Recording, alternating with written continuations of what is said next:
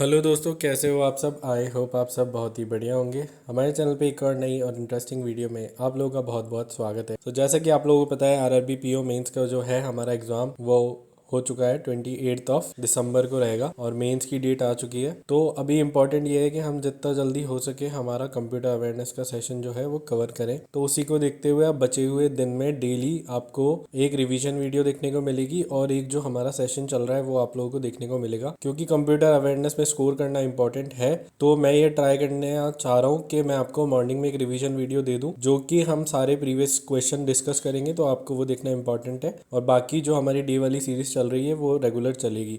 तो अब बचे हुए जितने दिन है उसमें आपको दो वीडियोस देखने को मिलने वाली है, एक रिवीजन वीडियोस और एक जो है हमारी रेगुलर सीरीज। तो अगर आप रेगुलर फॉलो कर रहे हैं, जिन्होंने अभी तक देखा है उन लोगों का तो स्कोर ऑलरेडी इंप्रूव हो चुका है। अगर आप नहीं हो रहा है आपका कंप्यूटर में स्कोर इंप्रूव, तो आप हमारे रिवीजन सेशन देख सकते हैं। मैं यहाँ पे जो अभी तक मैंने डे 19 तक ले लिया है वो सबका रिवीजन यहाँ पे करा रहा हूँ और ये कंबाइंड रिवीजन होगा। ये अगर आप रिवीजन सेशन देखते हैं तो फिर आपको ऐसा है कि जो पुरानी वीडियोज हैं हमारी वो उतनी देखने की नीड नहीं है, बट अगर आप देखेंगे तो आपका रिवीजन अच्छा होगा और आपको याद रहेगा। क्वेश्चन सारे इंपॉर्टेंट है। जिन लोगों ने भी अभी तक मॉक दिए हैं मेंस के उनको समझ में आ गया है और उनका स्कोर ऑलरेडी इंप्रूव हो चुका है। तो मेक श्योर आप हमारी ये सीरीज को फॉलो करें और अपना स्कोर इंप्रूव करें। तो चलो बिना टाइम वेस्ट करे वीडियो को स्टार्ट करें। तो हमारी वीडियो का जो पहला क्वेश्चन है वो है copying a process from memory to disk to allow space for other process is called. तो सिंपली हमें बताना है कि भाई हमें कॉपी करना है कोई भी हमारा आइटम जो कि मेमोरी से डिस्क में जाएगा, तो उस प्रोसेस को क्या बोलते हैं ताकि हमें उसमें स्पेस मिल सके,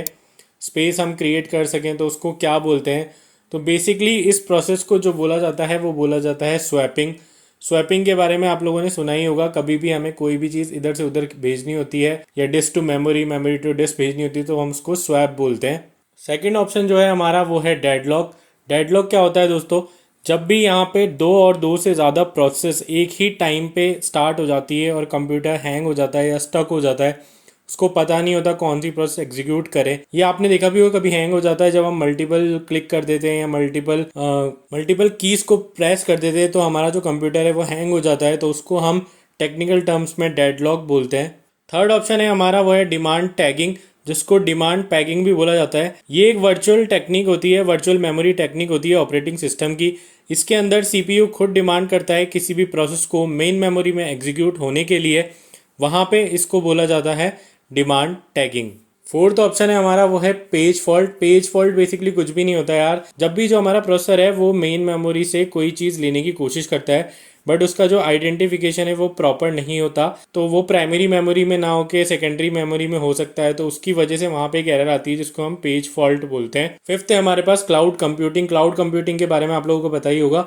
जो भी हम डेटा क्लाउड पे सेव करते हैं, सर्वर पे सेव करते हैं, वो सब क्लाउड कंप्यूटिंग होता है। तो यहाँ पे इस क्वेश्चन का जो राइट आंसर हो जाएगा वो हो जाएगा स्वैपिंग।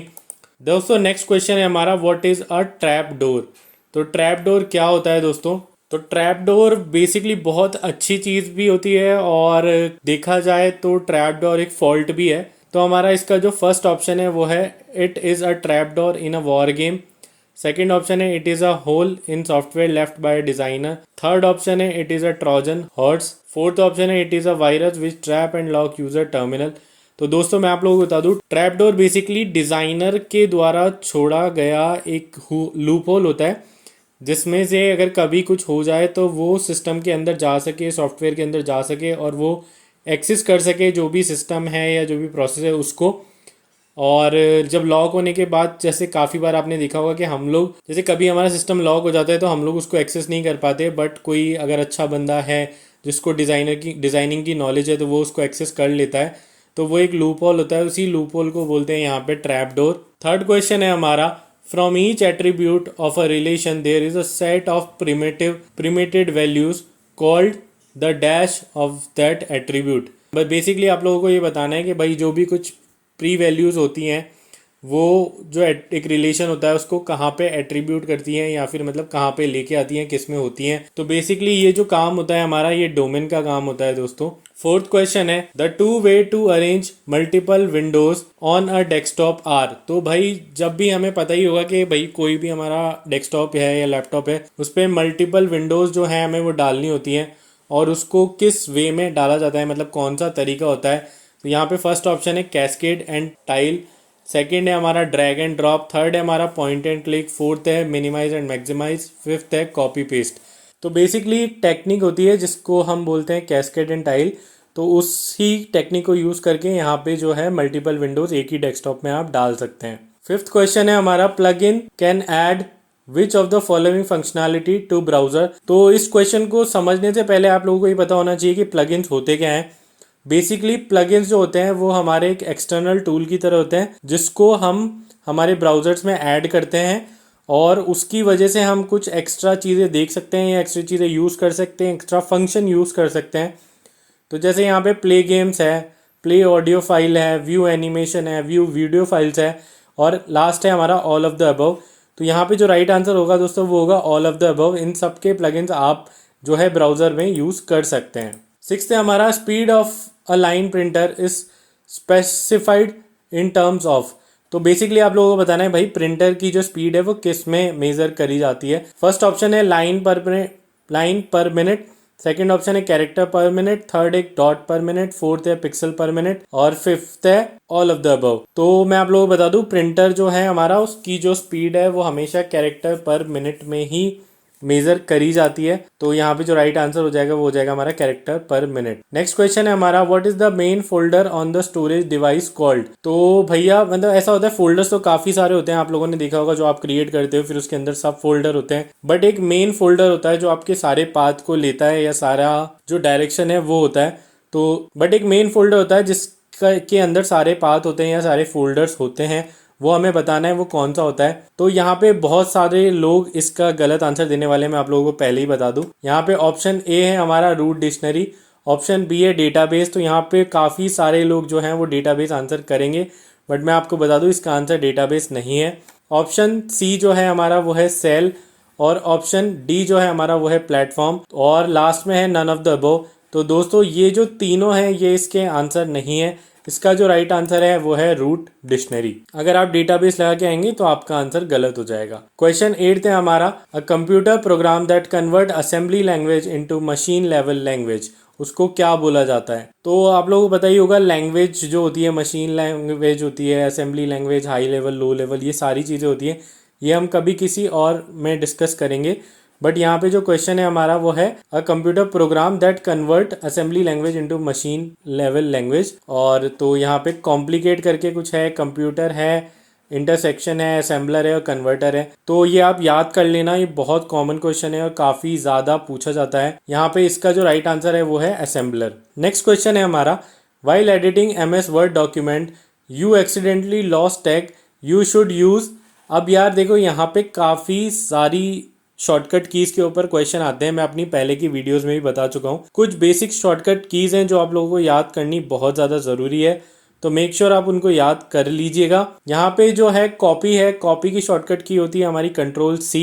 इंसर्ट ये टैब होता है, यहाँ पे आप कुछ भी रिप्लेस करना हो या इंसर्ट करना वो वाला होता है। अंडू जो है, अंडू की शॉर्टकट की होती है Ctrl+Z और रिप्लेस होता है, कोई भी चीज फाइंड एंड रिप्लेस करनी होती है वो वाली चीज यहाँ पे आप कर सकते हैं। ऐड आपको पता ही है। तो यहाँ पे पूछा गया है कि कोई भी टेक्स्ट अगर लॉस्ट हो गया है एक्सीडेंटली तो उसको हम वापस कैसे लेके आएंगे। तो बेसिकली दोस्तों उसको हम अंडू से वापस लेके आएंगे। तो यहाँ पे राइट आंसर हो जाएगा हमारा अंडू। क्वेश्चन 10 है हमारा, ALU is a part of CPU in many computer, what does ALU stand for. तो बेसिकली आप लोगों को ALU की फुल फॉर्म बतानी है और ये काफी एग्जाम में पूछी भी जाती है और मोस्टली स्टूडेंट्स को गलत भी करके आते हैं, क्योंकि मतलब इतनी सारी फुल फॉर्म बन सकती है और सब लग भी सकती है। जैसे ऑप्शन ए है एल्गोरिथम लॉजिक यूनिट, थर्ड है अर्थमेटिक लॉजिकल यूनिट, फोर्थ है ऑक्सिलरी लॉजिक यूनिट, फिफ्थ है अर्थमेटिक लॉजिकल यूनिट और लास्ट है हमारा अर्थमेटिक लॉजिक यूनिट। तो यहाँ पे काफ़ी ज़्यादा कन्फ्यूज़न होता है लोगों को। दोस्तों मैं आपको बता दूँ,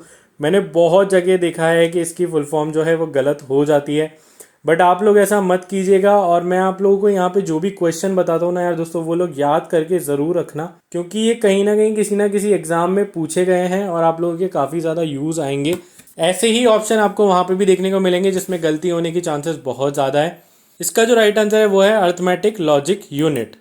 दोस्तों क्वेश्चन नंबर 11 है हमारा, BIT स्टैंड्स फॉर। तो BIT की फुल फॉर्म बतानी है। ये वैसे काफ़ी सारे लोगों को पता भी होगा, बट यहाँ पे फिर भी मैं बोलूँगा गलती बहुत ज़्यादा होगी। तो ऑप्शन ए है हमारा बिल्ट इन टास्क, सेकंड है बाइनरी डिजिट, थर्ड है हमारा बिफोर इंस्ट्रक्शन टास्क, फोर्थ है हमारा बिफोर इंटरप्रेटिंग टास्क, फिफ्थ है हमारा बिफोर इनिशियल टास्क। तो BIT की जो फुल फॉर्म है, अगर आप वर्ड टू वर्ड जाओगे तो आप गलत कर जाओगे। यहाँ पे BIT जो है हमारा वो है बाइनरी डिजिट के लिए होता है। क्वेश्चन नंबर 12 है हमारा जावा इज अ, बताना है हमें कि जावा है क्या। तो अब काफ़ी लोगों को इसका आंसर पता भी होगा कि जावा एक प्रोग्रामिंग लैंग्वेज होती है और वो ये ऑप्शन में यहाँ पे दिया भी गया है, but programming mid level language यहाँ पे दिया गया है। फर्स्ट ऑप्शन जो है वो है आपका हार्डवेयर, सेकंड है हाई लेवल लैंग्वेज, थर्ड है कंपाइलर, फोर्थ है लो लेवल लैंग्वेज। तो जैसे कि आप लोगों को पता है जावा एक प्रोग्रामिंग लैंग्वेज है, बट कौन सी है वो अगर आप जाएंगे तो हो सकता है आप लोग इसका गलत मार्क करके आए। मुझे जितना लग रहा है तो लोग बाग अगर ये ऑप्शन आए तो गलत मार्क करेंगे ही करेंगे। जो जैसा कि हम लोगों ने पढ़ा है Java is a programming language, तो उसकी वजह से हम यहाँ पे हो सकता है प्रोग्रामिंग मिड लेवल लैंग्वेज करके आ जाएं, जो कि हमारा गलत होगा। मिड लेवल लैंग्वेज ऐसी कोई भी चीज़ नहीं होती है, हाई लेवल होता है या फिर लो लेवल होता है। तो बेसिकली जावा जो है हमारी वो हाई लेवल लैंग्वेज है। अब आज की वीडियो का जो सबसे अच्छा क्वेश्चन बोल सकते हैं या फिर सबसे ट्रिकी भी बोल सकते हैं, और इसका आंसर काफी सारे लोग गलत करेंगे, ये मैं आप लोगों को पहले ही बता देता हूँ। Who is known as the father of super computer, और यहाँ पे ऑप्शन भी आपको काफी सिमिलर दिख रहे होंगे। डेविड जे ब्राउन, जिनी एमडेल, एडम डंकिल्स, शेमोर क्रे और चार्ल्स बेबेज। तो काफी सारे लोगों ने यहाँ पे, मेरे को ऐसा लग रहा है कि काफी सारे लोग इसका आंसर चार्ल्स बेबेज देंगे, जो कि हमने पढ़ा है कि फादर ऑफ कंप्यूटर हैं, उनको फादर ऑफ कंप्यूटर के नाम से भी जाना जाता है। बट मैं आप लोगों को बता दूं यहाँ पे फादर ऑफ कंप्यूटर नहीं, फादर ऑफ सुपर कंप्यूटर पूछा गया है, तो उसका आंसर चार्ल्स बेबेज नहीं होगा, उसका आंसर हो जाएगा शेमोर क्रे। अब प्रोनाउंसिएशन मुझे एग्जैक्ट नहीं पता है, बट आप लोग देख लीजिएगा, बट आंसर यही है शेमोर। मैं इसको शेमोर ही पढ़ता हूँ, शेमोर क्रे जो है इनका आंसर हो जाएगा, इस क्वेश्चन का आंसर हो जाएगा। नेक्स्ट क्वेश्चन है हमारा the amount of data that disk में कंटेन नोन एज डिस्क। तो भैया जो डिस्क, ये तो काफ़ी इजी क्वेश्चन है, ये आप लोग बता भी सकते हैं। तो कोई भी डिस्क है या कोई भी चीज़ है, उसका जो कैपेसिटी है या उसके अंदर वो कितना डेटा स्टोर कर सकते हैं, उसको क्या बोलते हैं, वो आप लोगों को बताना है। तो ऑप्शन ए है हमारे पास वॉल्यूम, ऑप्शन बी साइज है, option C all of the above, option D है स्टोरेज कैपेसिटी और ऑप्शन ई है नॉन ऑफ दिस। तो बेसिकली मतलब वो उसकी कैपेसिटी होती है, तो और डेटा है तो स्टोरेज कैपेसिटी उसका राइट आंसर हो जाएगा। 15th क्वेश्चन हमारे पास है multi processor is a computer system. अब हमें बताना है मल्टी प्रोसेसर जो है वो कौन सा कंप्यूटर सिस्टम होता है। Where many CPU works under a common control, यहाँ under where many CPU works आना चाहिए था, बट ठीक है। Consisting of more than one input device under common control, where many output device is but none of this all of the above. तो भाई multi processor, जैसा कि आप लोगों को नाम से क्लियर हो रहा है, मल्टी प्रोसेसर मतलब मल्टीपल चीज़ें यहाँ पे होंगी और मल्टीपल CPU यहाँ पे काम करेंगे, तो इसका राइट आंसर हो जाएगा ए। नेक्स्ट क्वेश्चन है हमारा who created the C programming language. तो सी प्रोग्रामिंग लैंग्वेज, ये इसको मैंने मेरी लास्ट वीडियो में भी बताया था कि इसको याद करने का बहुत अच्छा तरीका है, और मेरे को ये याद रहता है हमेशा। एक बहुत फेमस कार्टून आता था, उसके बेसिस पे मैंने आपको ये रिलेट करके बताया था। उस कार्टून का नाम था रिची रिच। तो कभी भी अगर आपको ये क्वेश्चन देखने को मिले who created C programming language, जो कि काफ़ी कॉमन क्वेश्चन है और बहुत सारे एग्जाम्स में आता ही है, तो इसका जो राइट आंसर हो जाएगा वो हो जाएगा डेनिस रिची। और अगर पूरा नाम आ जाए यहाँ पे डेनिस एम रिची लिखा हो तो भी वो राइट आंसर होगा। 17th क्वेश्चन है हमारा which of the following is an example of absolute cell reference in MS Excel. तो भाई सेल रेफरेंस के ऊपर काफ़ी सारे क्वेश्चन आते हैं और हमें ये बताना होता है कि एब्सोल्यूट सेल रेफरेंस जो है वो कौन सा है। बट ये बताने से पहले आप लोगों को और भी चीज़ें जान लेनी चाहिए, जैसे कि जो फर्स्ट में लिखा है हमारा वो है A1 और डॉलर। तो 17th क्वेश्चन जो है हमारा वो है which of the following is an example of absolute cell reference in MS Excel. दोस्तों ये आप याद करके जाना, इस पे काफ़ी सारे क्वेश्चन बन जाते हैं, क्योंकि सेल रेफरेंस के ऊपर बहुत बार देखा गया है कि एग्जाम में क्वेश्चन बनते ही बनते हैं। तो मेक श्योर आप ये याद कर लेना। वैसे मैं आप लोगों को बता दूं कि सेल रेफरेंस 3 टाइप के होते हैं, रिलेटिव, एब्सोल्यूट और मिक्स्ड। तो रिलेटिव में तो जनरल आप लोगों ने देखा होगा, जो A1 A2 होता है हमारा वो रिलेटिव हो जाता है, और उसमें हम अगर फॉर्मूला भी लगाते हैं तो A1 + A2 या A1 × A2 वो सब हम कर देते हैं, तो वो रिलेटिव हो जाता है। एब्सोल्यूट होता है जिसमें दोनों की ही वैल्यू हम फिक्स कर देते हैं, जो कि है हमारा $A $1। तो ये हमारा एब्सोल्यूट कैटेगरी का है, और बाकी तीनों आप ये जो देख रहे हैं ये सब मिक्स कैटेगरी के हैं। तो इस क्वेश्चन का राइट आंसर जो हो जाएगा वो हो जाएगा हमारे पास ऑप्शन बी। 18th क्वेश्चन है हमारा which of the following device forward data packets to all the connected port. तो ये किसका काम होता है कि जो भी डेटाज हैं उनको वो आगे फॉरवर्ड करे। तो बेसिकली वो काम जो होता है वो होता है हमारे हब का, और ये राउटर, स्विच, ब्रिज, कन्वर्टर, ये सब मैंने पहले की वीडियोस में बना दिया है। हब जो होता है बेसिकली वो पहले अपने तक पॉकेट्स को लेता है और फिर वो पहले अपने तक पैकेट्स को लेता है, फिर वो बाकी सारे पैकेट्स को आगे डिस्ट्रीब्यूट कर देता है। 19th क्वेश्चन है हमारा, जो कि आज की वीडियो का हमारा सेकंड लास्ट क्वेश्चन है दोस्तों। वो है which of the following is a line printer. तो हमें यहाँ पे बताना है भैया, लाइन प्रिंटर का एग्जाम्पल हमें बताना है बेसिकली। तो इंकजेट प्रिंटर है, लेजर प्रिंटर है, डॉट मैट्रिक्स है, चेन प्रिंटर है।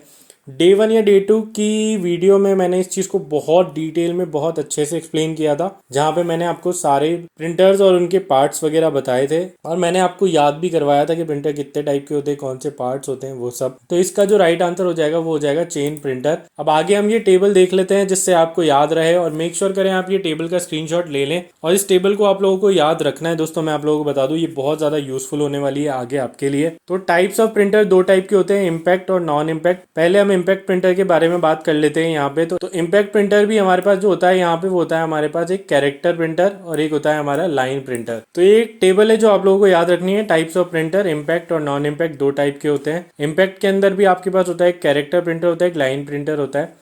तो जो भी आप लोगों ने आगे फर्स्ट में देखा था, डॉट मैट्रिक्स प्रिंटर और डेजी व्हील्स प्रिंटर, ये सब कैरेक्टर प्रिंटर के अंदर में आते हैं। ड्रम, चेन और बैंड प्रिंटर जो होता है वो लाइन प्रिंटर के अंदर आता है, जो कि हमारा आंसर था। Inkjet printer, laser printer, thermal printer, ये अलग चीज़ें होती हैं, ये नॉन इम्पैक्ट प्रिंटर के अंदर आता है।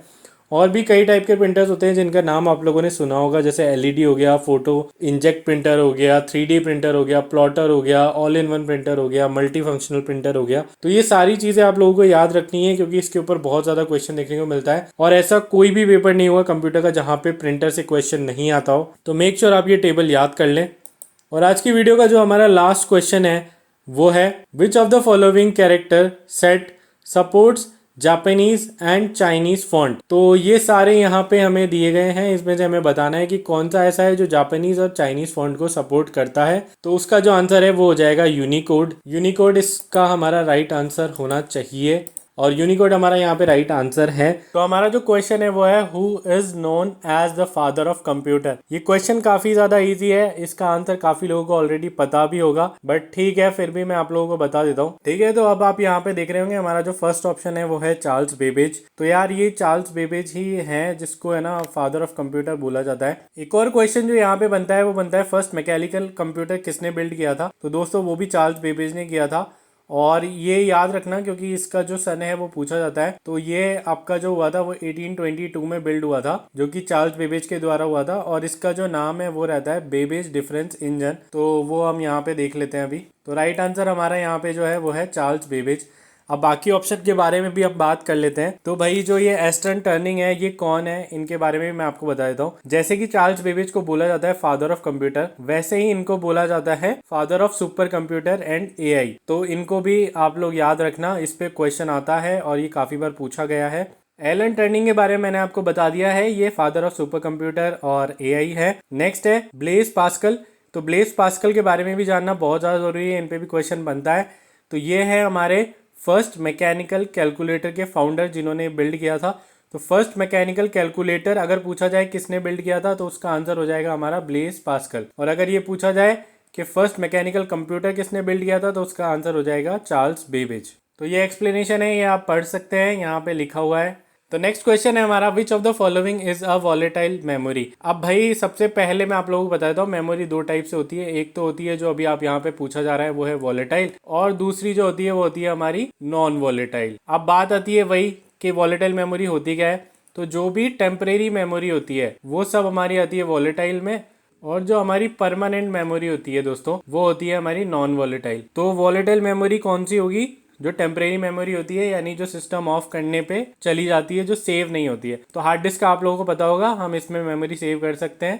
तो ये नॉन वॉलेटाइल है। एसएसडी नॉन वॉलेटाइल है। यहाँ पे जो रैम है वो हमारी वॉलेटाइल होती है, जैसे ही कंप्यूटर ऑफ होगा रैम में से डेटा चल जाएगा। सीडी रोम परमानेंट होती है और पेन ड्राइव भी परमानेंट होती है। तो यहाँ पे जो राइट आंसर हो जाएगा दोस्तों वो हो जाएगा हमारा रैम। तो ये एक्सप्लेनेशन ऊपर दे रखा है, ये आप पढ़ लीजिएगा जिससे आपको समझ में आ जाएगा क्या है क्या नहीं। तो नेक्स्ट क्वेश्चन है हमारा which shortcut key is use to paste copied content in MS Word. तो भाई हमें बताना है पेस्ट करने के लिए कौन सी शॉर्टकट की यूज में होती है। शॉर्टकट की के ऊपर काफी क्वेश्चन आता है तो वो आप लोगों को पता होना चाहिए। तो यहाँ पे राइट आंसर हो जाएगा, वो हो जाएगा हमारा कंट्रोल वी। अब बाकी के बारे में भी डिस्कस कर लेते हैं। कंट्रोल सी होती है हमारी कॉपी करने के लिए, कंट्रोल सी हमारा होता है कॉपी करने के लिए, कंट्रोल जेड होता है हमारा अंडू करने के लिए, कंट्रोल एक्स होता है हमारा कट करने के लिए। तो ये सारी शॉर्टकट की आप लोगों को याद होनी चाहिए। तो नेक्स्ट क्वेश्चन है हमारा, in MS Excel which function count numerical value in the range. तो यहाँ पे दो ऑप्शन है, क्वांटा और क्वांट। तो ये जो क्वांटा वाला है दोस्तों, ये तो सारे जो नॉन एम्प्टी सेल होते हैं उन सबको काउंट करता है, और जो काउंट होता है वो न्यूमेरिकल वैल्यूज को काउंट करता है। तो हमारा जो राइट आंसर यहाँ पे हो जाएगा दोस्तों, वो हो जाएगा काउंट, जो कि हम चेक भी कर लेते हैं। हाँ दोस्तों, ये आंसर सही है। ये एक्सप्लेनेशन यहाँ पे दिया हुआ है, नॉन एम्प्टी सेल्स को यहाँ पे काउंट करता है क्वांटा, और क्वांट हमारा जो होता है वो होता है ओनली न्यूमेरिकल वैल्यूज के लिए। नेक्स्ट क्वेश्चन है, विच protocol is used for sending email. तो दोस्तों ईमेल सेंडिंग की यहाँ पे बात हो रही है, उसके लिए कौन सा प्रोटोकॉल यूज में आता है वो हम लोगों को बताना है। तो यहाँ पे प्रोटोकॉल आप सबको आई होप ये अभी तक याद हो चुके होंगे। इस पे क्वेश्चन नो डाउट एक ना एक आपको देखने को मिलेगा। मैं आप लोगों को बोलूंगा इस टॉपिक को आप लोग दोस्तों स्टार मार्क करके रख लो मेरी साइड से, कि प्रोटोकॉल पे क्वेश्चन आएगा ही आएगा, और ये सब आप लोगों को याद होने जरूरी है। ये मैं ऑलरेडी मेरी वीडियोस में काफी बार बता चुका हूँ, मैं फिर रिपीट कर रहा हूँ। HTTP होता है हाइपर टेक्स्ट ट्रांसफर प्रोटोकॉल, जो कि आप वेबसाइट वगैरह में जब आप लिंक URL पेस्ट करते हैं तो आता है।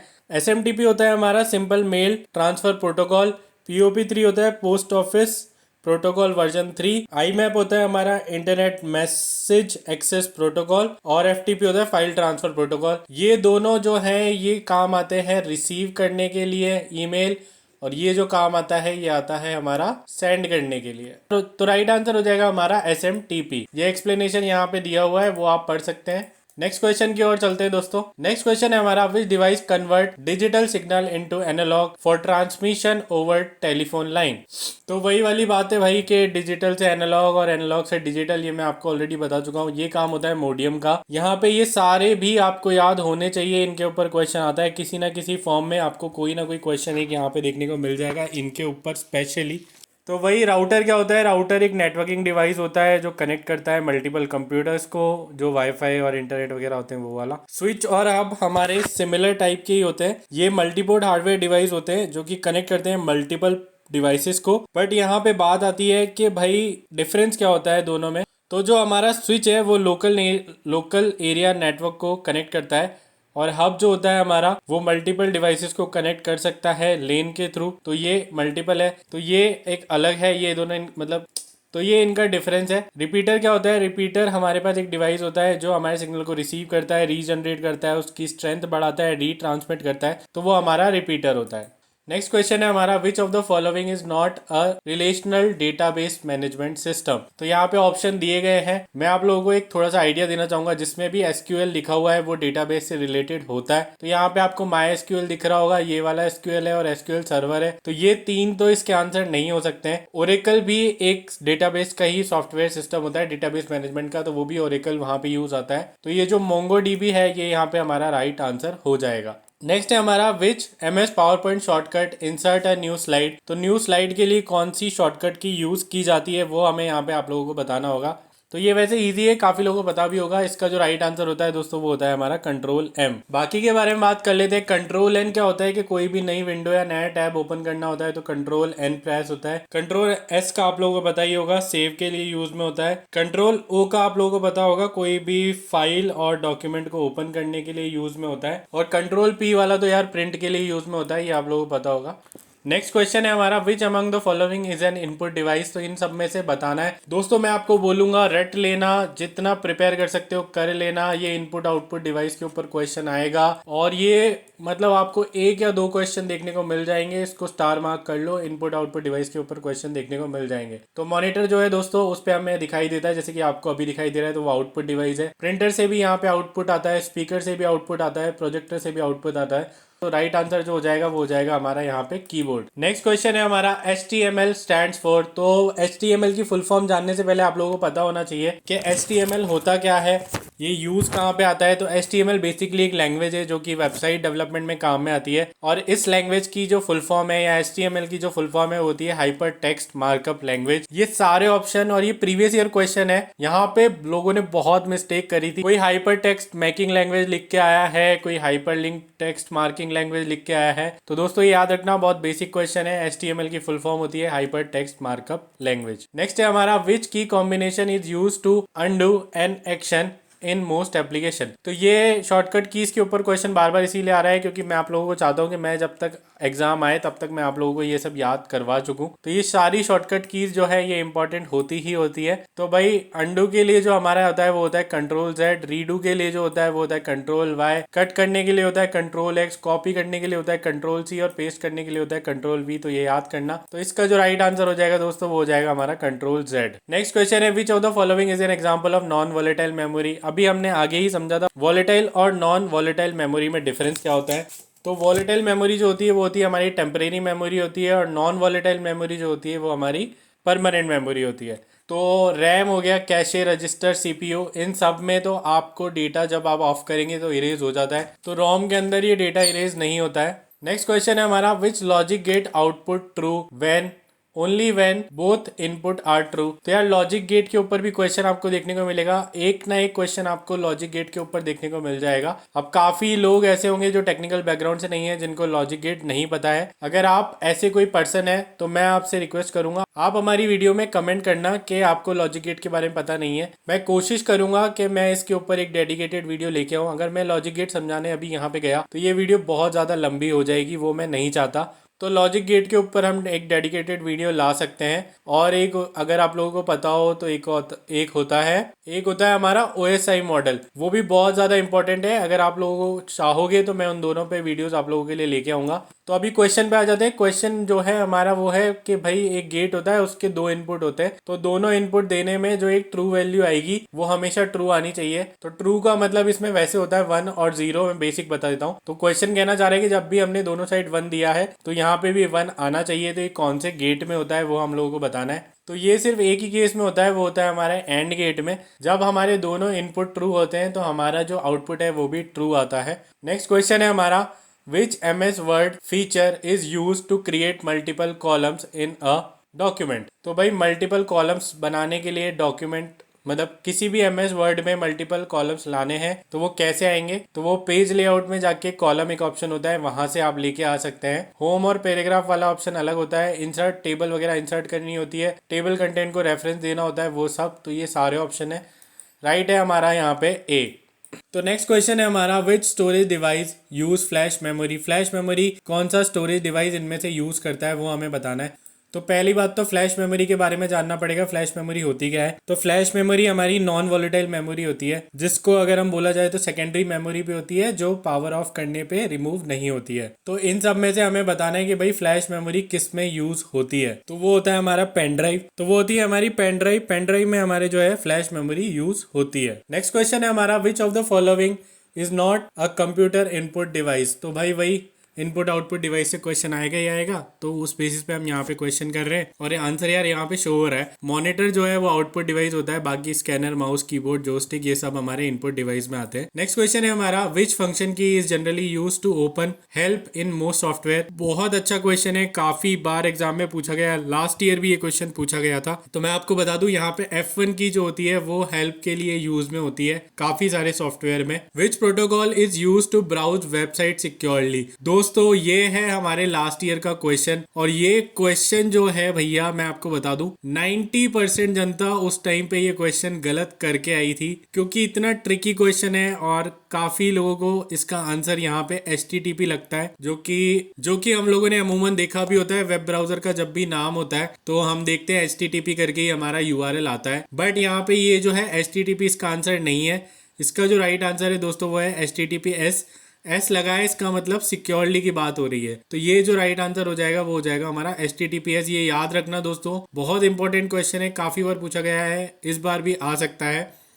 FTP फाइल ट्रांसफर प्रोटोकॉल होता है, simple mail transfer protocol, post office protocol, ये सब मैं आप लोगों को ऑलरेडी बता चुका हूँ। तो इसका जो राइट आंसर हो जाएगा दोस्तों वो हो जाएगा हमारा HTTPS। नेक्स्ट क्वेश्चन है हमारा which of the following is not an example of application software. Application software होते कौन से हैं जिसमें हम कोई भी काम कर सकते हैं या जिसमें हम हमारा काम करते हैं, जैसे कि शीट बनाना, डॉक्यूमेंट प्रिपेयर करना, प्रेजेंटेशन बनाना, वो सारे हमारे एप्लीकेशन सॉफ्टवेयर की कैटेगरी में आते हैं। तो अगर अब बात करी जाए यहाँ पे जो ऑप्शन अगर हम देखें तो MS वर्ड जो है दोस्तों वो हमारा यहाँ पे एक एप्लीकेशन सॉफ्टवेयर होता है। MS एक्सेल शीट बनाते हैं, होता है पावर पॉइंट, प्रेजेंटेशन होता है। आउटलुक मेल के लिए यूज में होता है, ये भी हमारा एप्लीकेशन। लिनक्स ओएस हमारा कोई भी एप्लीकेशन सॉफ्टवेयर नहीं होता है, ये हमारा एक ऑपरेटिंग सॉफ्टवेयर होता है, ऑपरेटिंग सिस्टम होता है जिसको ओएस बोला जाता है। तो लिनक्स वो है। लिनक्स के ऊपर एक और क्वेश्चन आता है दोस्तों, तो हमारा जो इकलौता या फिर ऐसा क्वेश्चन आप लोगों को देखने को मिलेगा जहां पे आपसे पूछा जाएगा कि आप लोगों को बताना होगा कि ओपन सोर्स, हाँ दोस्तों ध्यान दीजिएगा, जहां पे आप लोगों को बताना होगा ओपन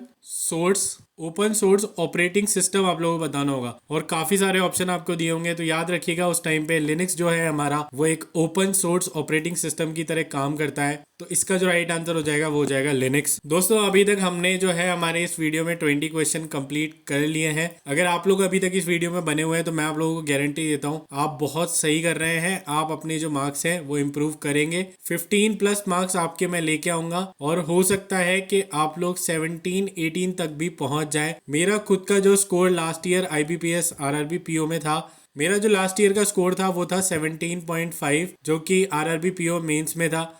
तो इसीलिए मैं आप लोगों की यहाँ पे हेल्प कर रहा हूँ, और आधे क्वेश्चन हो चुके हैं, आधे और बाकी हैं, तो फटाफट से चलिए खत्म करते हैं। नेक्स्ट क्वेश्चन है हमारा, in MS Excel which symbol is use to start a formula. ये काफी अच्छा क्वेश्चन है और बहुत इंपॉर्टेंट भी है, क्योंकि MS Excel में फॉर्मूलाज का यूज होना बहुत ज़्यादा ज़रूरी है। और अगर आप लोगों को यही नहीं पता है कि फॉर्मूला लगते किससे हैं, स्टार्ट किससे होते हैं, तो आप लोग फिर फॉर्मूला पे नहीं पहुंच पाएंगे और आप वही कॉपी पेस्ट वाला सिस्टम ही यूज़ करेंगे। तो यहाँ पे जो राइट आंसर है दोस्तों वो है इक्वल टू से ही हम सारे फॉर्मूला स्टार्ट करते हैं।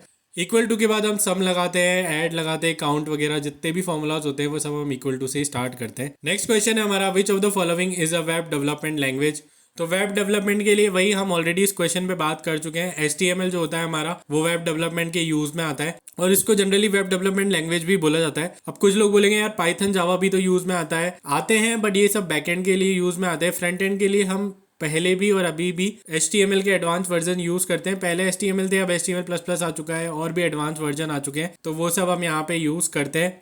नेक्स्ट क्वेश्चन है हमारा, विच type of virus spread without user intervention. तो इसमें से कौन सा वायरस, ये सारे वायरस के टाइप है, ये आप लोगों को पता होने चाहिए, मैं ऑलरेडी हमारी वीडियो में बता चुका हूँ। तो यहाँ पे हमें बताना है कि ऐसा कौन सा वायरस है जो विदाउट यूजर इंटरवेंशन के आपके कंप्यूटर में आ जाता है। तो वो है वॉर्म एक ऐसा वायरस होता है जो आपके कंप्यूटर में होगा, ये कहीं भी आपको दिखाई नहीं देगा, बहुत छुप के रहता है, बट ये आपकी फाइलें करप्ट करता है, और काफी सारा चांस है, मतलब आप ये मानो 70 to 80% चांस है। अगर आपके पास एंटीवायरस नहीं है तो आप ये मान के चलो कि ये वाला जो वायरस है ये आपके PC या लैपटॉप में होगा ही होगा। ये कहीं से भी आ जाता है दोस्तों, हम ऑनलाइन साइट वगैरह पे जाते हैं, वहां से कोई एक्सटर्नल लिंक पे हम क्लिक कर देते हैं, वहां से भी ये वायरस आ जाता है। नेक्स्ट क्वेश्चन है हमारा, which MS PowerPoint view is use to see all slide as a thumbnail.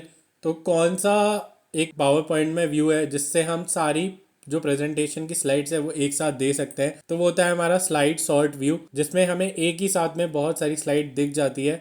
Next question है हमारा, what is the label of the first row in MS Excel। Label के ऊपर बहुत ज्यादा क्वेश्चन आते हैं, रो कॉलम के ऊपर मतलब काफी पूछा जाता है ये। तो अब जैसे आप लोगों ने क्वेश्चन जो देखे होंगे वो ऐसा ही होता है कि भाई कॉलम दे दिया जाता है आपको, वहां पे उसका इमेज दे दी जाएगी, लाइन बता दी जाएगी, और आपको बताना है उसकी प्लेस वैल्यू क्या है। तो ये तो आपने काफी देखा होगा, बट फर्स्ट रॉ का जो है वो काफी लोगों को नहीं पता होता है। तो उसका जो राइट आंसर है दोस्तों वो हो जाएगा 1, और ये A1 जो होता है ये पर्टिकुलर सेल के लिए आ जाता है, मतलब कॉलम और रो दोनों हो जाते हैं। नेक्स्ट क्वेश्चन है हमारा, in MS Word how are the title and page number defined. तो वो हमें बताना है कैसे वो डिफाइंड होते हैं। तो वो हेडर और फुटर पे हम देखने को मिल जाते हैं, मोस्टली हम वहीं पे होता है, मतलब टाइटल जो होता है वो हमारा हेडर पे होता है और फुटर पे हमारा पेज नंबर होता है। नेक्स्ट है हमारा, which shortcut key is use to insert a page break in MS word. तो पेज ब्रेक क्या होता है, जब भी कोई भी हमारा एक पेज है वो अगर हमारा स्टार्ट हो चुका है या उस पेज पे हम काम कर रहे हैं, जैसे कि फॉर एग्जांपल अगर ये हमारा एक पेज है और हम यहाँ तक आ चुके हैं और अब हमें नीचे जाना है दूसरे पेज पे,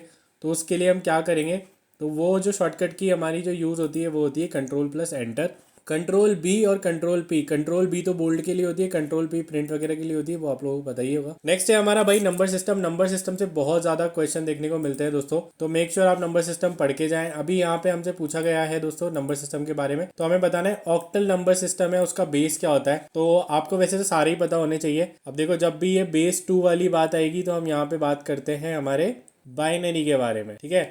और ऑक्टल जो होता है वो हमारा बेस 8 होता है। अगर यहाँ पे बात करें तो वापस बात करते हैं, तो बेस 10 जो होता है दोस्तों वो होता है हमारा यहाँ पे डेसिमल के लिए, ठीक है। मैं शॉर्ट फॉर्म लिख रहा हूँ, आप समझ जाना। और ये जो है ये होता है हमारा हेक्सा डेसिमल के लिए। ये याद रखना, काफी ज्यादा इंपॉर्टेंट है, पूछे जाते हैं। और ये हमारा कुछ नहीं होता है, 23 कोई बेस नहीं होता है। 4 ही नंबर सिस्टम होते हैं, बाइनरी, ऑक्टल, डेसिमल और हेक्साडेसिमल। तो यहाँ पे राइट आंसर हो जाएगा हमारा, वो हो जाएगा 8। नेक्स्ट क्वेश्चन है हमारा, which of the following is an impact printer. मैं इसके बारे में ऑलरेडी डिटेल में बता चुका हूँ मेरी प्रीवियस वीडियोज में। मैंने आप लोगों को एक बहुत अच्छी सी टेबल दी थी, मैंने जिसके बाद बोला था, एक पूरा चार्ट मैंने आप लोगों को दिया था जिसमें मैंने इम्पैक्ट और नॉन इम्पैक्ट समझाया था। मैंने आपको बोला था आप वो याद कर लेना। अगर आप लोगों ने वो याद नहीं करी है तो आप जाके मेरी प्रीवियस वीडियो देख लेना, आपको वहां पे वो पूरी टेबल मिल जाएगी। और आपको वो याद करना बहुत ज्यादा जरूरी है क्योंकि उससे क्वेश्चन आएगा ही आएगा। तो यहाँ पे इसका जो राइट आंसर हो जाएगा दोस्तों वो हो जाएगा डॉट मैट्रिक्स प्रिंटर। नेक्स्ट है हमारा, what is an IP address and range of class ए। तो अभी मोटा मोटा हम बात कर लेते हैं क्लास या आईपी एड्रेस के बारे में। अब यार आईपी एड्रेस क्या होता है पहले वो समझ लेते हैं। आईपी एड्रेस जो होता है वो एक आपके सिस्टम या डिवाइस का एक स्पेसिफिक नंबर, एक एड्रेस होता है, जो आप लोगों ने देखा भी होगा, ऐसे डॉट करके कुछ नंबर होता है, फिर डॉट होता है, फिर कुछ नंबर होता है, फिर डॉट होता है। तो ये वाला जो फॉर्मेट है ये एक आईपी एड्रेस का फॉर्मेट होता है। ये आपके डिवाइस को रिकॉग्नाइज करने के काम में आता है। तो यहाँ पे आईपी एड्रेस की जो रेंज है या क्लासेस है वो काफी सारी होती है। यहाँ पे ए से स्टार्ट होता है ये, और ये हमारे पास ई तक होता है। तो ये सारी इसकी क्लासेस है, उस पर हम डिटेल में नहीं जाएंगे क्योंकि वीडियो फिर बहुत लंबी हो जाएगी अगर मैं हर चीज़ को एक्सप्लेन करूंगा। बट यहाँ पे जो ज़्यादातर पूछा गया है ये प्रीवियस ईयर में आया था कि क्लास ए की जो रेंज है वो क्या होती है। तो वो मैं आपको बता दूं, 0 से 127 जो होती है वो इसकी रेंज होती है। नेक्स्ट क्वेश्चन है हमारा, which symbol is used for absolute cell reference in MS Excel. तो यार एब्सोल्यूट सेल रेफरेंस के लिए कौन सा नंबर यूज किया जाता है, तो अगर आप थोड़ा बहुत भी अवेयर है तो आपको इसके पता होगा। और एब्सोल्यूट सेल रेफरेंस होता क्या है वो मैं बता दूं। जैसे सपोज कोई पर्टिकुलर रो और कॉलम हमें फिक्स है और हमें उसको बताना है, उस सेल के बारे में बताना है और हमें उसको फिक्स करना है, तो उसके लिए हम जो यूज करते हैं वो डॉलर साइन यूज करते हैं। मतलब बेसिकली आप डॉलर के आगे उसको लिख दो और उस सेल की वैल्यू को, तो वो एब्सोल्यूट हो जाता है। जैसे सपोज एग्जाम्पल के लिए बात करो, अगर आपने डॉलर बनाया और 1 लिख दिया तो $1 जो है वो वहां पे एब्सोल्यूट हो गया। डॉलर के आगे ये लिख दिया तो वो वाला सेल उसके लिए एब्सोल्यूट हो गया। तो ये वाला होता है। और दोनों को मर्ज करके लिख दो। जैसे एग्जांपल के लिए अगर देखा जाए, जैसे यहाँ पे मैंने लिख दिया डॉलर और 1, तो $1, तो ये $1 और $A ये पूरा एक वो हो गया एब्सोल्यूट सेल का जो है एड्रेस, वो हो गया। नेक्स्ट है हमारे पास, What is the binary equivalent of the decimal number। तो 10 का हमें बाइनरी इक्विवेलेंट बताना है। अब जिनको नहीं पता है उनको मैं बता दूं, इसका एक मेथड होता है, अगर आप लोगों को पता होगा, 1 2 4 8। तो जब भी हमें बाइनरी टू डेसिमल, मतलब डेसिमल से बाइनरी का बताना होता है, तो हम काउंटिंग करते हैं। जैसे सपोज 1 है, मतलब हमें 10 काउंट करना है कि 10 कैसे आएगा। तो अगर हम देखें इन नंबर से, तो 8 + 2 से 10 आएगा। तो उन दोनों जगह हम 1 1 लिख देते हैं और बाकी जगह 0 लिख देते हैं। एग्जाम्पल के लिए अगर यहाँ पे सपोज 12 होता तो 12 के लिए हमारा 8 + 4 हो जाता 12 और बाकी दोनों हो जाते 0। तो ये वाला जो रेफरेंस है वो आ जाता 12 के लिए। ऐसे एक और एग्जाम्पल लेके मैं आप लोगों को बता देता हूँ। जैसे सपोज हमारे पास है, मान लो 9 है, तो 9 के लिए हम कैसे लिखेंगे, 8 0 0 और 1, 8 + 1 9 हो जाएगा। तो ये हमारा एक और रिप्रेजेंटेशन हो जाएगा। तो ऐसे आप जो है डेसिमल नंबर से और बाइनरी नंबर में कन्वर्जन करते हैं। तो राइट आंसर हो जाएगा हमारा 1010। नेक्स्ट है हमारा, how many alphabet are use in the hexadecimal number system. Trending question है और काफी अच्छा क्वेश्चन है। अभी रिसेंट ही एक एग्जाम में पूछा गया था और भाई बच्चे गलत करके आए हैं। सब ने वही रट रखा है और सब उसी पे जाते हैं कि भाई हेक्साडेसिमल लिखा है, इसका मतलब टोटल 16 है, तो 16 की बात हो रही होगी। और सब खुशी खुशी जाके यहाँ पे 16 आंसर मार्क करके आ जाते हैं और फिर उनका जो नंबर है वो गलत हो जाता है। क्वेश्चन ध्यान से पढ़ो दोस्तों। यहाँ पे पूछा गया, अल्फाबेट पूछे गए हैं कि अल्फाबेट कितने हैं हेक्साडेसिमल के अंदर। तो दोस्तों 6 अल्फाबेट आते हैं, ए से लेके एफ तक ये सारे अल्फाबेट आते हैं। और इनकी प्लेस वैल्यू भी कुछ ऐसे होती है, जैसे ए की प्लेस वैल्यू होती है 10 और यहाँ पे एफ की होती है 15 और बीच के जैसे होते हैं उनकी 11 12 13 वैसे वाली हो जाती है। तो यहाँ पे जो राइट आंसर दोस्तों इसका होगा वो होगा हमारा 6। नेक्स्ट क्वेश्चन है हमारा, in which generation of computer were real time processing और टाइम शेयरिंग सिस्टम इंट्रोड्यूस। तो यार ये टाइम शेयरिंग रियल टाइम वाली चीज है ना, थोड़ी लेट आई थी। ये मतलब वैक्यूम ट्यूब और ट्रांजिस्टर वाले जमाने की नहीं है, ये जब हमारे पास आईसी आ गई थी तब की है। तो जो इसका राइट आंसर हो जाएगा दोस्तों वो हो जाएगा हमारा 4th जनरेशन। यहाँ पे what is the function of control plus F6 shortcut की इन MS एक्सेल। तो वही कंट्रोल प्लस F6 का बताना है। अब इसमें क्या यूज आता है, ये मतलब यूज आता है हमारी नेक्स्ट वर्कबुक पे जाने में, मूव करने में, या फिर वर्कबुक विंडो ओपन करने में, मतलब स्विच करने में। तो उसके लिए यहाँ पे कंट्रोल प्लस F6 यूज में आता है। नेक्स्ट क्वेश्चन है हमारा, how many bits are used in an IP IPv4 address. आप देखो, मैं इसके ऊपर आपको ऑलरेडी प्रीवियस वीडियो में बता चुका हूँ। ये IPv4 और IPv6 दो टाइप की आईपी होती है, तो इनके बारे में हम ऑलरेडी डिस्कस कर चुके हैं। तो यहाँ पे इस क्वेश्चन का आंसर आप लोगों को आना ही चाहिए। मैं इतनी उम्मीद रखता हूँ आप लोगों से कि इस क्वेश्चन का जो है राइट आंसर वो आप दे पाएंगे।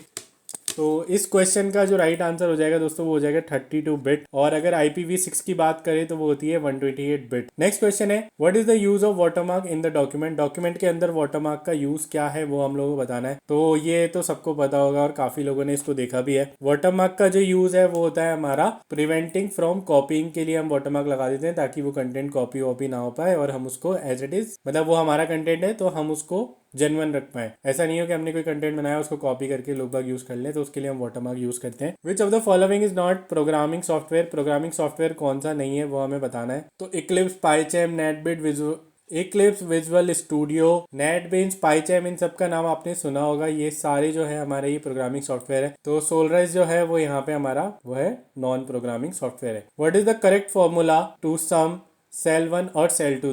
दोस्तों हम जो बात कर रहे थे फॉर्मूला, वो यहाँ पे मैं बहुत अच्छी तरीके से एक्सप्लेन हो रहा है। जो भी हम अभी तक आगे पढ़ के आए हैं वो मैं आप लोगों को यहाँ पे दिखा देता हूँ। जैसे इक्वल टू है, इक्वल टू से सारे फॉर्मूला स्टार्ट होंगे, फिर जो भी फंक्शन हमें करना है वो हम यहाँ पे लिखेंगे। फिर हम इनका यूज करते हैं कॉलन का, और फिर हम जो भी सेल रेफरेंस है उनका यूज करते हैं। जैसे यहाँ पे A1 और A2 है, यहाँ पे जितने भी सिंबल है इसमें हम यूज करते हैं दोस्तों कॉलन का। कॉलन के बाद हम जो भी लिखते हैं वो वहाँ पे फंक्शन काम करता है। जैसे सपोज A1 A2 है और ये वाला जो है ये सम है, तो यहाँ पे A1 A2 के जो भी वैल्यूज होंगे उनका सम हमें मिल जाएगा। तो यहाँ पे जो हमारा राइट आंसर हो जाएगा दोस्तों वो हो जाएगा ऑप्शन डी। नेक्स्ट और आज की वीडियो का शायद हमारा लास्ट नहीं, सेकंड लास्ट क्वेश्चन है दोस्तों, which of the following is not a type of database. तो इन सब में से डेटाबेस का कौन सा टाइप नहीं है वो हमें बताना है। तो प्राइवेट डेटाबेस टाइप कुछ नहीं होता है, ये सारे जो है ये सारे डेटाबेस के टाइप होते हैं, बट प्राइवेट डेटाबेस जैसा कुछ नहीं होता है। तो हमारा जो लास्ट क्वेश्चन है वो है, what is the main function of the control unit in the computer. तो कंप्यूटर के अंदर सीयू का जो कंट्रोल यूनिट होती है, सीपीयू के अंदर का जो पार्ट होता है, उसका हमें फंक्शन बताना है। तो दोस्तों, executing instruction, store data, monitoring the CPU temperature, controlling the sequence of operation and managing input output device. तो यहाँ पे जो कंट्रोलिंग यूनिट का पार्ट होता है वो होता है हमारा controlling the sequence of operation. जो भी ऑपरेशन हो रहे हैं उनकी सीक्वेंस को कंट्रोल रखना, वो कैसे, मतलब हम उसको और अच्छी तरीके से यूज कर सकते हैं, क्या एग्जीक्यूशन सिक्योर हो रहा है, प्रॉपर वे में हो रहा है, लाइन बाय लाइन हो रहा है या नहीं हो रहा है, वो सब यहाँ पे कंट्रोल यूनिट हमारे जो है वो देखता है।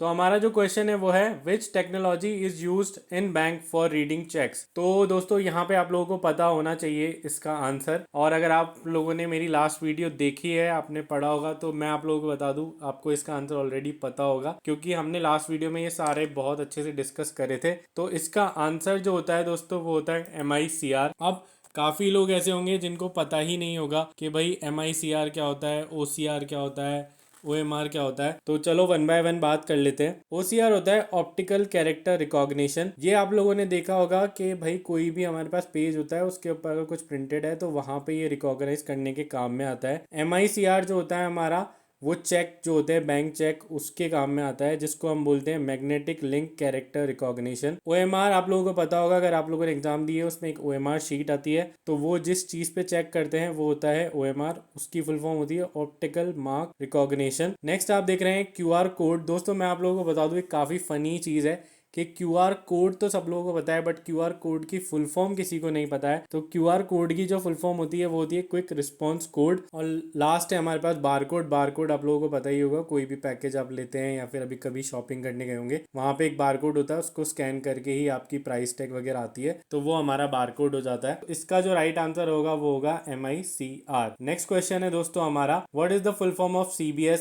Often used in banking. तो CBS मैं आप लोगों को बता दूं, CBS की फुल फॉर्म आप लोग याद कर लीजिएगा, और ये आपके बैंक एग्जाम में बहुत ज़्यादा यूज़ भी आएगी। और अब आप जब भी आप बैंक में ज्वाइन कर लेंगे तो आपको ऑलरेडी पता होगा कि CBS होता क्या है। तो CBS की फुल फॉर्म जो होती है वो होती है कोर बैंकिंग सिस्टम। तो ये होता क्या है वो मैं आप लोगों को बता देता हूँ।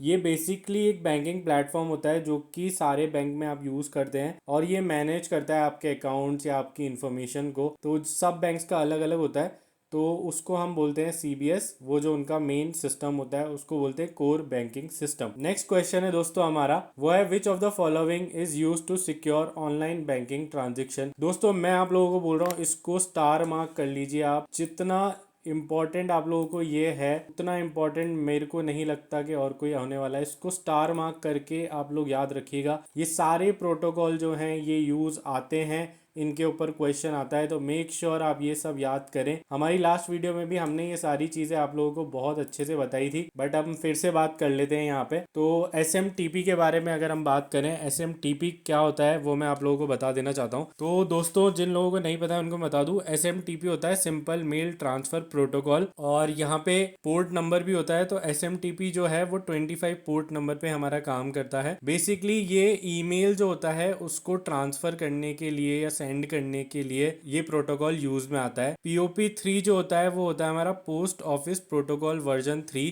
ये भी ईमेल से रिलेटेड है और ये भी ईमेल में ही काम में आता है।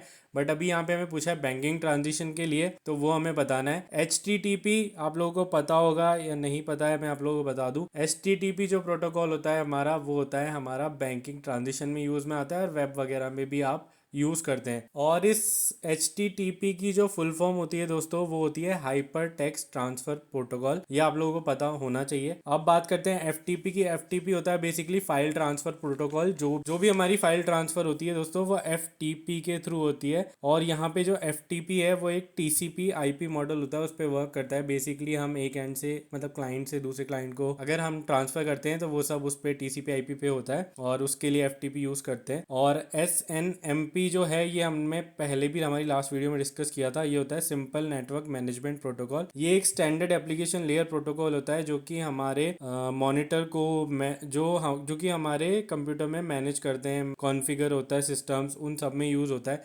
बेसिकली जो राउटर हब वगैरह होता है ना, उन सबको मैनेज करने के लिए जो प्रोटोकॉल यूज होता है वो होता है SNMP। तो इस क्वेश्चन का जो राइट आंसर हो जाएगा वो हो जाएगा हमारे पास HTTP। नेक्स्ट क्वेश्चन है हमारा, NEFT और RTGS in banking are based on which network system. तो काफ़ी लोग ऐसे होंगे जिनको NEFT और RTGS नहीं पता होगा, तो मैं आपको पहले बता देता हूँ। NEFT होता है हमारा national electronic fund transfer. Basically जो भी आप पैसे भेजते हैं इधर उधर बैंक अकाउंट से बैंक अकाउंट, और जो इंस्टेंट ट्रांसफर होते हैं वो NEFT के थ्रू होते हैं। NEFT लो ट्रांजिशन में काम ज़्यादा अच्छा करता है। और RTGS की बात करें तो यहाँ पे होता है रियल टाइम ग्रॉस सेटलमेंट। ये भी आप पैसे ट्रांसफर करने के लिए ही यूज में लेते हैं, बट ये रियल टाइम होता है। जैसे ही आपने पैसे भेजे वो आपको वहाँ पे शो भी कर देगा कि हाँ ये हो चुका है, तो वो रियल टाइम वाला होता है। यहाँ पे हाई वैल्यूज या फिर कंटिन्यूअस फ्लो में अगर आप पैसा भेजते हैं वो RTGS के थ्रू ही होता है, वो आपको दिख जाता है। तो हमें बताना है कि कौन से नेटवर्क सिस्टम पे बेस्ड है। तो ये जो बेस्ड होते हैं वो होते हैं हमारे CBS पे, जो कि हमारा होता है कोर बैंकिंग सिस्टम। बट यहाँ पे और भी ऑप्शंस है जो आप देख पा रहे होंगे, जैसे स्विफ्ट है, IFSC है, UPI है, IMPS है। तो मैं आपको बता देता हूँ वन बाय वन। स्विफ्ट जो होता है वो होता है हमारी society for world wide inter bank financial telecom. ये इसकी फुल फॉर्म होती है दोस्तों। ये एक सिक्योर ग्लोबल मैसेजिंग नेटवर्क होता है। जो भी मैसेज वगैरह आते हैं या ट्रांजिशन होते हैं वो सब स्विफ्ट के थ्रू होते हैं, और ये वहां से इंडिकेट करता है। CBS मैंने आप लोगों को बता ही दिया था, कोर बैंकिंग सिस्टम जो होता है हमारा, जो कि मैनेज करता है अकाउंट्स वगैरह, हमारी इन्फॉर्मेशन, वो सब CBS में आता है। IFSC आप लोगों ने सुना होगा, अगर आप थोड़ा बहुत भी फेमिलियर हैं, आपके बैंक अकाउंट होंगे, उसका एक IFSC कोड होता है ब्रांच का, तो वो वाला होता है IFC। इसकी फुल फॉर्म होती है इंडियन फाइनेंशियल सिस्टम कोड। और दोस्तों याद रखना, ये हमेशा एक 11 डिजिट का अल्फा न्यूमेरिक कोड होता है। मेक श्योर आप इसको याद करें, क्योंकि इसके ऊपर क्वेश्चन पहले भी देखे गए हैं कि IFSC जो होता है हमारा वो क्या होता है और ये कितने डिजिट का होता है। तो IFSC मैं आपको फिर बताता हूँ, इंडियन फाइनेंशियल सिस्टम कोड होता है। ये एक 11 डिजिट का अल्फा न्यूमेरिक कोड होता है। IMPS के बारे में बात करें तो IMPS होता है इमीडिएट पेमेंट सर्विस। ठीक है, तो इसका जो राइट आंसर हो जाएगा वो हो जाएगा CBS। तो ये क्वेश्चन भी बहुत ज्यादा इंपॉर्टेंट है, आप इसको हो सके तो स्टार मार्क करके रख लो, क्योंकि पिछले कई सालों में इसके ऊपर बहुत ज़्यादा क्वेश्चंस आए हैं और आप लोगों को ये सब पता होना चाहिए। Micro computer, super computer, main frame, embedded system और मिनी। अगर आपको ये पता है तो ये आप इसका आंसर कर पाओगे, नहीं पता है तो आप इसका आंसर नहीं कर पाओगे। तो मैं पहले आप लोगों को इनके बारे में बता देता हूँ ये क्या है। तो सबसे पहले हम बात करते हैं माइक्रो कंप्यूटर की। तो जो भी आपका PC लैपटॉप होता है वो सब आपके माइक्रो कंप्यूटर में आते हैं, जो कि 1 पर्सन एट अ टाइम पे आप यूज कर सकते हैं, जिनके अंदर एक ही है। वो सब हमारे जो है वो माइक्रो कंप्यूटर में आते हैं। सुपर कंप्यूटर कौन से होते हैं? सुपर कंप्यूटर वो होते हैं जो कि बहुत ज़्यादा हाई परफॉर्मेंस कंप्यूटर्स होते हैं, जो स्पेशली डिज़ाइन किए जाते हैं बहुत कॉम्प्लेक्स कंडीशन में काम आने के लिए, कैलकुलेशंस करने के लिए, बहुत हाई स्पीड डेटा ट्रांसफर करने के लिए। वो सारे होते हैं हमारे super computer. Main frame computer भी हाई परफॉर्मेंस कंप्यूटर्स होते हैं जो कि लार्ज स्केल डिवाइस पे होते हैं, और ये बेसिकली जो ऑर्गेनाइजेशन होती है वो यूज करती है किसी पर्टिकुलर एप्लीकेशन को बहुत मास डेटा एक्सचेंज करने के लिए, तो वो मेन फ्रेम होता है। एम्बेडेड सिस्टम वो होता है जो एक पर्टिकुलर चीज के लिए यूज होता है, उसको हम कोड करके उसके अकॉर्डिंग हम यूज कर सकते हैं, जैसे कि एटीएम है, तो एटीएम में हम एम्बेडेड सिस्टम यूज करते हैं। और मिनी कंप्यूटर्स होते हैं जो कि स्मॉल कंप्यूटर्स होते हैं, जो कि जनरल पर्पस कंप्यूटर होते हैं, मोस्टली डेवलप किए जाते थे मिड 1960s में। तो ये सारी चीजें आप लोगों को पता होनी चाहिए, और इसका जो राइट आंसर है दोस्तों वो हो जाएगा हमारा यहाँ पे एम्बेडेड सिस्टम। नेक्स्ट क्वेश्चन है हमारा, which key combination is use to lock a window computer quickly. काफी लोगों को इसका आंसर पता होगा, बट जिनको नहीं पता उनको मैं बता दूं, और ये आपके बहुत ज्यादा यूज आने वाला है बैंकिंग में भी और वैसे भी।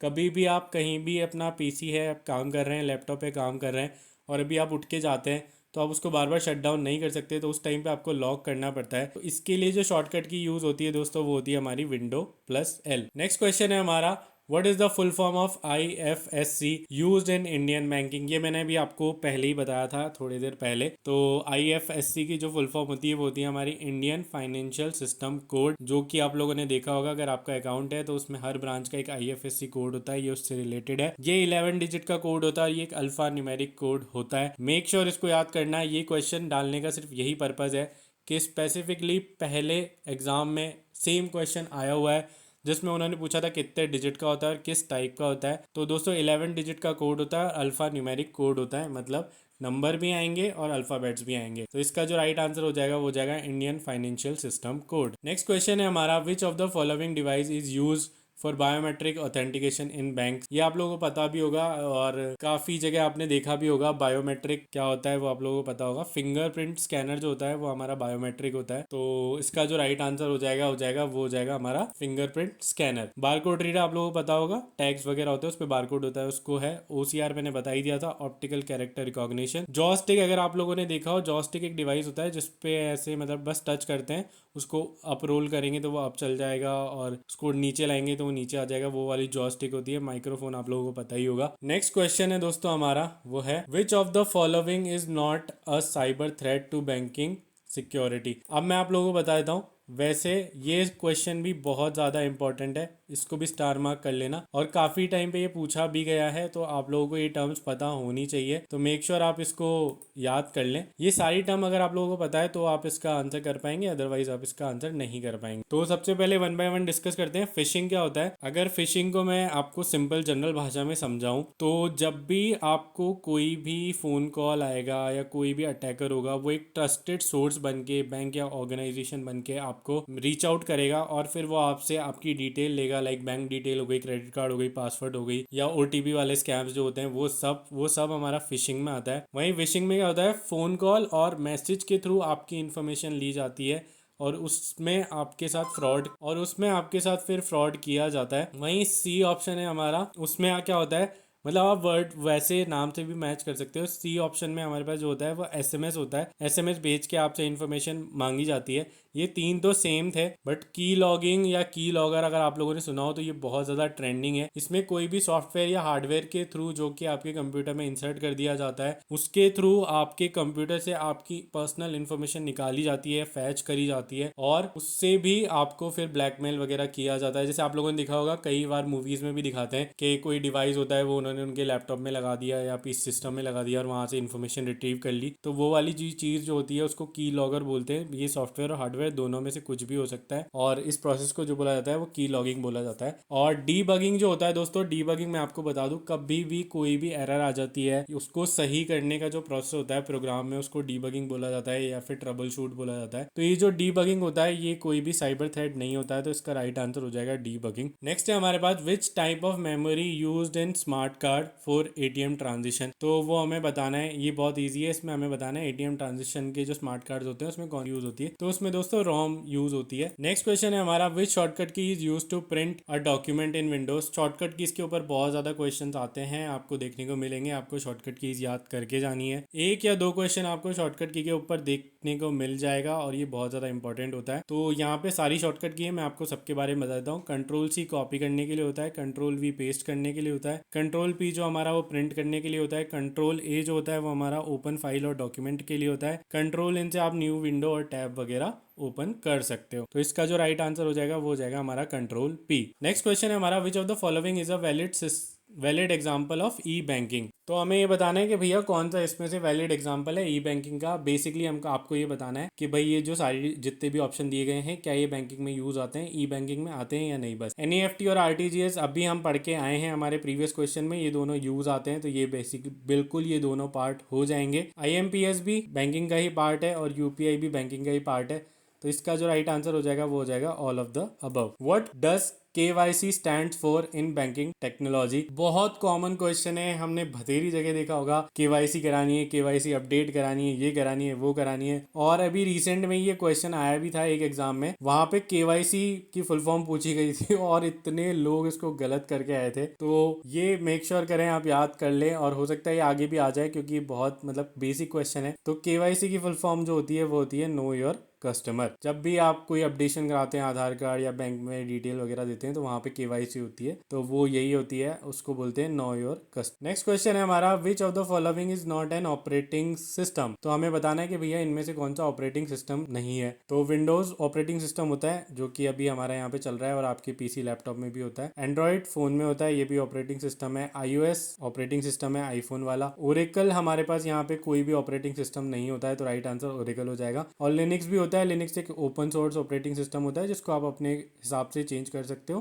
विंडोज की जगह आप लिनक्स वगैरह भी डाल सकते हो और काफी जगह यूज भी होता है, तो इसको आप चेंज कर सकते हो। बट विंडोज और एंड्रॉइड और iOS को आप अपने अकॉर्डिंग चेंज नहीं कर सकते। तो इसीलिए लिनक्स के ऊपर भी क्वेश्चन आता है कि ओपन सोर्स ऑपरेटिंग सिस्टम कौन सा होता है, तो वो हमारा नेक्स्ट क्वेश्चन है हमारा, which of the following is the correct file extension for MS Excel। तो ये फाइल एक्सटेंशन के ऊपर भी क्वेश्चन आपको देखने को मिल जाएगा, मोस्टली एक या दो क्वेश्चन इसके ऊपर आपको देखने को मिल ही जाते हैं। तो फाइल एक्सटेंशन के बारे में बताना है, तो DOC जो होता है दोस्तों वो वर्ड का होता है, MS वर्ड का, ये याद रखिएगा। DOCX MS वर्ड होता है। XLS और XLSX ये दोनों हमारे MS Excel के होते हैं। PPT पावर पॉइंट का होता है। TXT जो हमारा होता है वो नोटपैड या टेक्स्ट फाइल का होता है। और PDF आप लोगों को पता ही होगा PDF फाइल का होता है। तो राइट आंसर यहाँ पे हो जाएगा XLS और XLSX। नेक्स्ट है हमारा, what is the purpose of firewall in bank computer network. Basically मतलब आप लोगों को फायरवॉल का फंक्शन बताना है। फायरवॉल बैंक कंप्यूटर नेटवर्क हो या आपका PC हो, लैपटॉप हो, सब में फायरवॉल होती है। उसका काम क्या होता है, तो बेसिकली फायरवॉल का काम होता है कि ये आपके डिवाइस को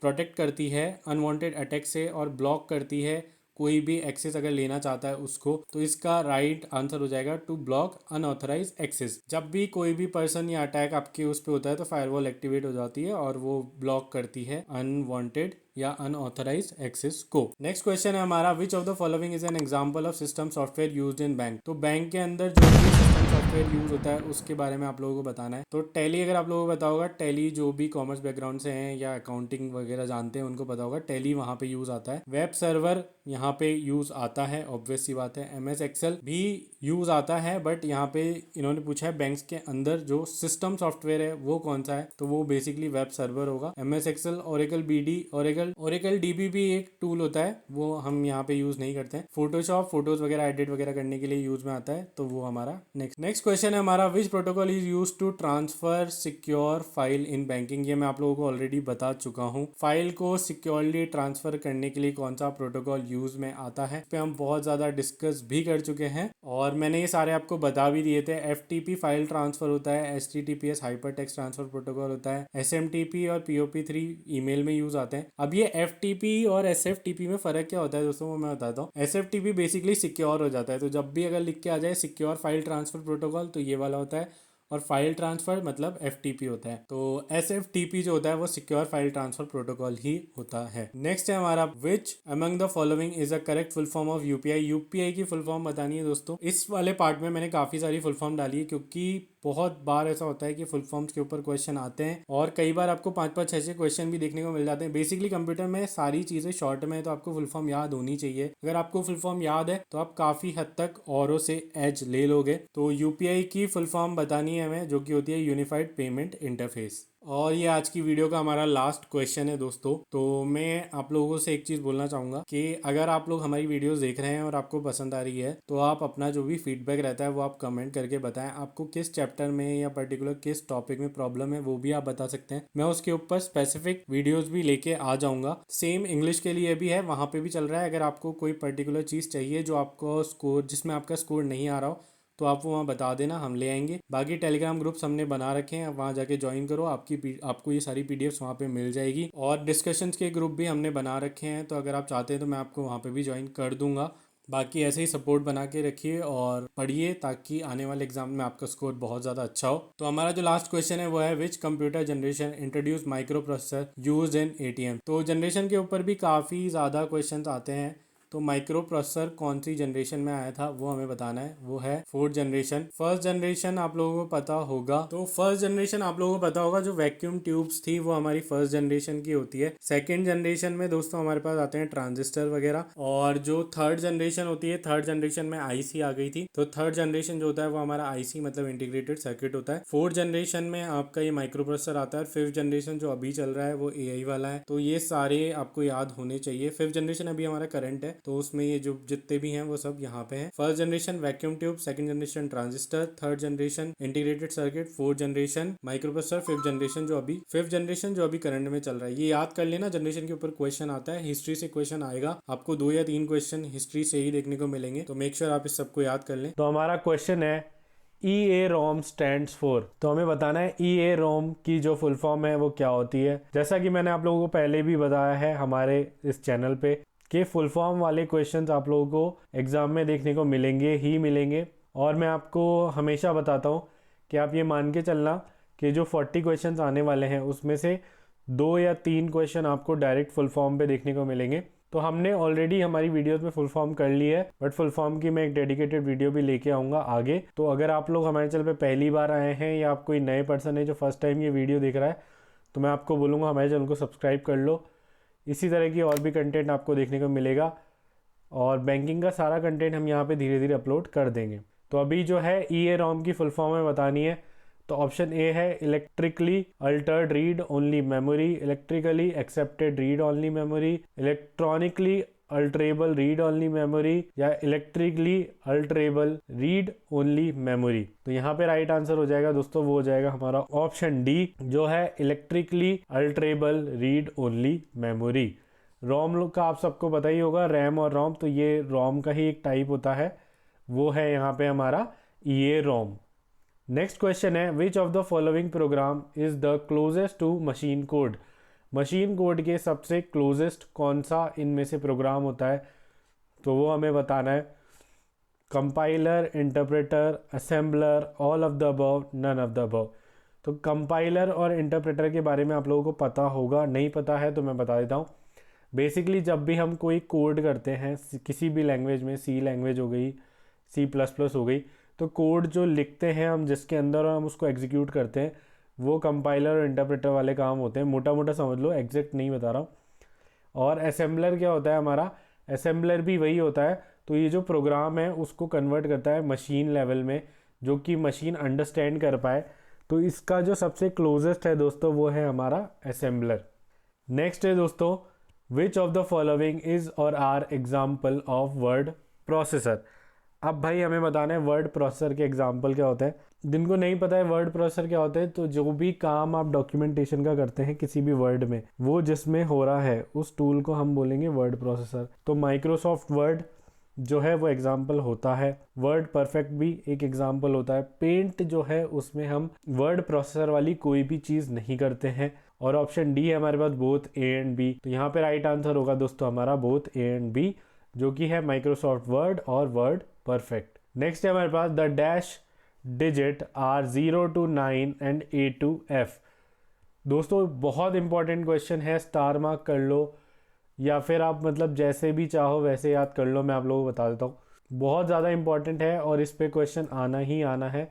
तो मैं तो बोलूँगा स्टार मार्क करके रख लो। यहाँ पे पूछा गया है 0 to 9 और A to F का हमें बताना है। तो ये आप नोट कर लो कि ये वाली जो चीज़ है दोस्तों, ये होती है हमारी हेक्साडेसिमल में। वहीं डेसिमल में जो आपको नंबर देखने को मिलते हैं दोस्तों, वो होता है हमारा 0 से लेके 9 तक। याद कर लेना, रट लेना, इस पे क्वेश्चन आपको देखने को मिलेगा ही मिलेगा। और बाइनोमियल और ट्राइनोमियल तो ऐसा कुछ होता नहीं है, बेसिकली होता है डेसिमल, हेक्साडेसिमल, ऑक्टल होता है एक, और बाइनरी होता है।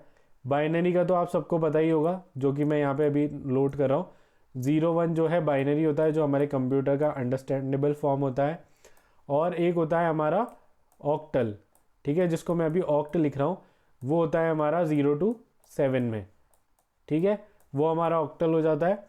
और बाइनरी 0-1, डेसिमल 0-9, और ये जो 0-9 से लेके A to F होता है, ये हमारा हेक्साडेसिमल होता है। दोस्तों याद करना, इस पे क्वेश्चन आता है, कुछ ना कुछ मिल जाएगा। और दोस्तों एक क्वेश्चन कन्वर्जन पे भी आता है कि भाई डेसिमल से हेक्साडेसिमल बनाओ या बाइनरी से हेक्साडेसिमल बनाओ। तो वो अभी हमने हमारी वीडियोस में लिया नहीं है, मतलब डेडिकेटेड उस पर वीडियो नहीं बनाई है, बट ठीक है, आने वाले टाइम में मैं उस कन्वर्जन को भी आप लोगों को सिखाऊंगा। बट आप चाहते हो कि आपको कन्वर्जन जल्दी सीखना है, तो आप कमेंट बॉक्स में कमेंट ड्रॉप करो, मैं आपको इसका कन्वर्जन सिखाऊंगा बहुत इजी तरीके से। नेक्स्ट है हमारे पास, तो राइट आंसर हो जाएगा हमारा हेक्साडेसिमल। नेक्स्ट है हमारे पास EULA स्टैंड्स फॉर। तो EULA की हमें फुल फॉर्म बतानी है। तो फर्स्ट ऑप्शन है exit user license agreement, second option है exit utility license agreement, third option है end utility license agreement, fourth है एंड यूजर लाइसेंस एग्रीमेंट। तो इसमें समझने वाला तो देखो कुछ है नहीं, और बाकी वैसे काफ़ी लोगों को EULA पता होगा और ये काफ़ी जगह यूज़ भी होता है। बेसिकली ये होता है जब हमारा लाइसेंस एग्रीमेंट जो है एंड हो जाता है, तो एंड यूज़र लाइसेंस एग्रीमेंट, तो वो इसकी राइट फॉर्म हो जाएगी, मतलब राइट फुल फॉर्म हो जाएगी। नेक्स्ट है which of the following media device can not perform both the operation of reading and writing. तो रीडिंग और राइटिंग कौन से ऑपरेशन होते हैं, पहले मैं वो समझा देता हूँ। बेसिकली इसको आप ये मानो कॉपी पेस्ट वाला काम होता है, मतलब किसी भी डिवाइस में आप डेटा डाल सकते हो और उस डिवाइस से आप डेटा ले सकते हो। तो ये दोनों ऑपरेशन किस में नहीं होते हैं वो हमें बताना है। तो हार्ड डिस्क है, हार्ड डिस्क में आप डेटा डाल भी सकते हो और हार्ड डिस्क से आप डेटा ले भी सकते हो, बिल्कुल राइट वो है। तो ये तो इसका आंसर होने वाला नहीं है। पेन ड्राइव भी आप लोगों को पता होगा, पेन ड्राइव में भी आप डेटा डाल सकते हो और डेटा ले भी सकते हो। CD-ROM जो होता है दोस्तों, वो हमारा रीडेबल नहीं होता है, वो राइटेबल होता है। तो उसमें आप डेटा डाल सकते हो बट उसको वापस एक्सट्रैक्ट नहीं कर सकते। मतलब बेसिक CD-ROM क्या होता है, वो जो CDs आपने पहले देखी होंगी DVD, उसमें हम डेटा भर देते हैं और फिर बाद में रीड एंड राइट वाली भी आने लगी थी, बट जो CD-ROM होती है उसमें नहीं होता है। और फ्लॉपी डिस्क तो वही रीड एंड राइट वाली होती है। तो राइट आंसर हो जाएगा हमारा CD-ROM। Physical addressing is performed by which layer of OSI model. तो OSI मॉडल की टोटल 7 लेयर होती है और हमें बताना है फिजिकल एड्रेसिंग जो हम करते हैं या किसी भी कंपोनेंट की, एलिमेंट की फिजिकल एड्रेसिंग जो होती है वो किस लेयर पे होती है। तो उसका राइट आंसर है दोस्तों, वो होता है लेयर 2। OSI मॉडल मैंने अभी तो पूरा डिटेल में एक्सप्लेन नहीं किया है, बट मैं आने वाली वीडियोस में आप लोगों को पूरा समझा दूंगा OSI मॉडल के बारे में, और हम इस पर बहुत सारी चर्चा करेंगे। 7 लेयर होती है, उसमें कौन कौन सी लेयर है, क्या है, वो सब हम यहाँ पे देखेंगे, ठीक है। नेक्स्ट है what is the process of dividing a network into 2 और मोर नेटवर्क कॉल्ड। तो बेसिकली हमें बताना है कि एक नेटवर्क को मल्टीपल नेटवर्क में डिवाइड करना है, उसको हम क्या बोलेंगे। तो डिवाइडर है, तो डिवाइडर जैसा तो कुछ होता नहीं है, सब नेटिंग इसको बोला जाता है। ईथरनेट आप लोगों को अगर पता हो या नहीं पता हो, बेसिकली ईथरनेट तो यूज़ होता है जो लेन केबल होती है ना, जिसमें आप केबल होती है, मतलब जिससे आप इंटरनेट एक्सेस कर पाते हो, वो ईथरनेट होता है। और लैन होता है लोकल एरिया नेटवर्क। तो राइट आंसर हो जाएगा हमारा यहाँ पे सब netting. Who develop the concept of email, रटने का है, याद कर लेना, इम्पॉर्टेंट है। ईमेल से रिलेटेड क्वेश्चन देखने को मिलते हैं, 1 या 2 क्वेश्चन जो है 40 में से आपको ईमेल से रिलेटेड देखने को मिलेगा ही मिलेगा। तो इसको तो रट लो, है ना। इसका राइट आंसर है रे टॉमिल्सन। नेक्स्ट है 2 की पावर 30 बाइट रिप्रेजेंट। तो भाई 2 की पावर 30 क्या रिप्रेजेंट करता है। वैसे तो ये कैच है, अगर आप लोग देखने जाओगे, याद करने जाओगे तो आपको मिल ही जाएगा। और ऐसी वैल्यूज़ होती हैं तो वो मैं आपको एक बार पूरी बता दूंगा कि ऐसी कौन कौन सी वैल्यूज़ है जो प्रीवियस पूछी गई है। ये भी प्रीवियस किसी आरआरबी के एग्जाम में ही पूछी गई थी, इसलिए मैंने ये क्वेश्चन यहाँ पे डाला है। तो इसका राइट आंसर हो जाएगा दोस्तों 1 गीगाबाइट, मतलब 1 GB। ठीक है, नेक्स्ट है हमारे पास, which of the following operation is not perform by ALU। तो ALU से कौन सा ऑपरेशन परफॉर्म नहीं होता है वो हमें बताना है। तो division, logical and, logical not या एक्सपोनेंशियल। तो मुझे जितना आइडिया है तो डिवीजन वगैरह तो ये सब परफॉर्म करता है, एंड और नॉट वाला भी ये परफॉर्म करता है, बट एक्सपोनेंशियल जो होता है वो यहाँ पे परफॉर्म नहीं होता है ALU से। एक्सपोनेंशियल अगर आप लोगों को पता नहीं है तो मैं आपको बताऊँ, काफ़ी लोगों ने तो वैसे जो मैथ्स के उनको तो पता होगा, या मैथ साइंस से जो है उनको पता होगा। एक्सपोनेंशियल को हम ऐसे भी रिप्रेजेंट करते हैं, और आपने ग्राफ देखा होगा, एक ग्राफ होता है जो ऐसे जा रहा होता है फिर एकदम से ऐसे सडन बढ़ जाता है, तो ये एक्सपोनेंशियल का ग्राफ होता है। तो ये वाली जो चीज़ है ये हम ALU से नहीं कर सकते हैं। ठीक है, ALU अर्थमेटिक लॉजिकल यूनिट, तो उससे हम नहीं कर सकते हैं। नेक्स्ट है, dash is a program that search और identify items in database that correspond to keywords used specially for finding particular site और वेबसाइट। इसका आंसर सबको ऑलरेडी पता होगा, नहीं पता है तो मतलब अगर आप बेसिक इंटरनेट भी यूज़ करते हो तो आपको इसका आंसर पता होगा। ऑप्शन देख लेते हैं। विडजेट, विडजेट नहीं होता है दोस्तों। विडजेट क्या चीज़ होती है, जब भी जैसे आपने अपना फ़ोन, अगर आप स्मार्टफोन यूज़ करते हैं तो आप उस पर प्रेस करके रखेंगे तो कुछ विडजेट्स होते हैं जो कि आपके स्क्रीन पे आ जाते हैं, और वो मतलब एक इजी एक्सेस प्रोवाइड कर देते हैं किसी भी एप्लीकेशन का। सबसे बढ़िया एग्जांपल है, आप सबने अपने फ़ोन में जो है टाइमर सेट कर रखा होगा, ऊपर एक टाइमर आता है तो वो विडजेट है। बाकी क्लॉक जो है वो क्लॉक तो आपके अंदर ऐप रहता है, बट उस क्लॉक का एक विडजेट है, शॉर्ट है, जिससे आपको अपना टाइमर दिख जाता है, टाइम जोन दिख जाता है, जहाँ भी आप रहते हैं जिस भी लोकेशन पे आप वहाँ का टाइम उसमें सेट कर सकते हैं। तो वो वाली चीज़ होती है विडजेट। सर्च इंजन इसका राइट आंसर हो जाएगा, क्योंकि सर्च इंजन में जाके हम हमारी वेबसाइट जो है वो सर्च करते हैं, कीवर्ड सर्च करते हैं, तो राइट आंसर हो जाएगा सर्च इंजन। सोशल मीडिया आप लोगों को पता ही है, फेसबुक, इंस्टाग्राम, ये जितने भी टूल्स हैं जो सोशली कनेक्ट करते हैं हमें, वो सोशल मीडिया हो जाता है। मालवेयर क्या होता है, मालवेयर बेसिकली वायरस को बोला जाता है, तो राइट आंसर हो जाएगा हमारा यहाँ पे सर्च इंजन। नेक्स्ट है, floating point in computer refers to. तो फ्लोटिंग पॉइंट अगर आप थोड़ा बहुत भी रिलेटेड है मैथ से तो आपको फ्लोटिंग पॉइंट पता होगा, नहीं है तो मैं बता देता हूँ। बेसिकली हम कोई भी नंबर लिखते हैं, जैसे सपोज हमने लिखा 100, तो 100 हमारा एक परफेक्ट नंबर होता है, बट जब भी हम लिखेंगे 100.01 तो वो जो 0.01 आया है वो उसके आने की वजह से वो जो पूरा नंबर है वो एक फ्लोटिंग नंबर बन चुका है, और उस फ्लोटिंग नंबर को हम डेसिमल नंबर्स भी बोलते हैं। तो कभी भी 100.01 दिखेगा तो उसको हम एक फ्लोटिंग वैल्यू बोलेंगे, जिसको डेसिमल नंबर बोला जाता है। तो ऑप्शन देख लेते हैं एक बार। Invalid hardware type, unsupported software नहीं है, डेसिमल नंबर हमारा राइट आंसर हो जाएगा, और वायरस तो वो होता ही नहीं है। तो बेसिकली कोई भी वैल्यू को जब भी पॉइंट में रिप्रेजेंट किया जाता है उसको फ्लोटिंग बोला जाता है, फ्लोटिंग वैल्यू, फ्लोटिंग पॉइंट। जैसा एग्जांपल अगर आप देखें तो 100.01 है या 0.52 कुछ भी ले लो, पॉइंट के बाद जो भी नंबर आ रहा है अगर पॉइंट लग गया उसमें और उसके बाद कोई डिजिट आ रही है तो वो पूरा एक फ्लोटिंग नंबर कहलाएगा। Which key do you use to move on the top of the screen. तो ये आपको पता होना चाहिए, काफ़ी बार ऐसा होता है कि बेसिक कीबोर्ड कीज़ के ऊपर भी क्वेश्चन आ जाता है, तो ये सब आपको पता होना चाहिए, है ना, कि भाई टॉप ऑफ द स्क्रीन आपको जाना है तो आप क्या यूज़ करोगे। होम टॉप स्क्रीन के लिए यूज़ नहीं होता है, होम यूज़ होता है हमारा होम पे जाने के लिए। एंड बटन यहाँ पे बेसिकली वैसे तो END वाला होना चाहिए था मेरे हिसाब से, बट ये एंड ठीक है, तो ये वाला एंड भी हम यूज़ नहीं करेंगे। पेज अप होता है टॉप स्क्रीन पे जाने के लिए, पेज डाउन होता है बॉटम में जाने के लिए, तो राइट आंसर हो जाएगा दोस्तों पेज अप। नेक्स्ट है, is the command to get back the last change in the text. तो बेसिकली क्वेश्चन ये कहना चाह रहा है कि भाई कोई भी टेक्स्ट आपने लिखा और वहाँ पे मानो कुछ गलती हो गई और आप प्रीवियस पे कुछ आप भूल गए या कुछ आपने गलत टाइप कर दिया और आप प्रीवियस पे जाना चाहते हो, तो उस प्रोसेस को बोला क्या जाता है। तो उसको बोला जाता है दोस्तों अंडू। रिप्लेस में तो आपको पता ही होगा, कोई भी वर्ड फ्रेज हम वहाँ से उठाते हैं वो रिप्लेस करते हैं, फाइंड एंड रिप्लेस वाला जो कॉन्सेप्ट होता है। तो रिप्लेस और फाइंड नहीं हो जाएगा, उस प्रोसेस को जो बोला जाता है वो बोला जाता है अंडू। नेक्स्ट क्वेश्चन है, अंडू की शॉर्टकट की पूछिए कि अंडू की शॉर्टकट की क्या होती है, वो आप लोगों को बतानी है। ऑप्शन है कंट्रोल V, जो कि हमें पता है नहीं होती है, क्योंकि कंट्रोल V होती है हमारी पेस्ट की। कंट्रोल जेड हमारी अंडू की शॉर्टकट की होती है, कंट्रोल के नहीं होता है, कंट्रोल सी हमारा कॉपी का होता है। तो राइट आंसर हो जाएगा दोस्तों यहाँ पे कंट्रोल जेड। नेक्स्ट है watermark is used in M S Word. तो एम एस वर्ड में वाटरमार्क किस लिए यूज़ किया जाता है वो हमें बताना है।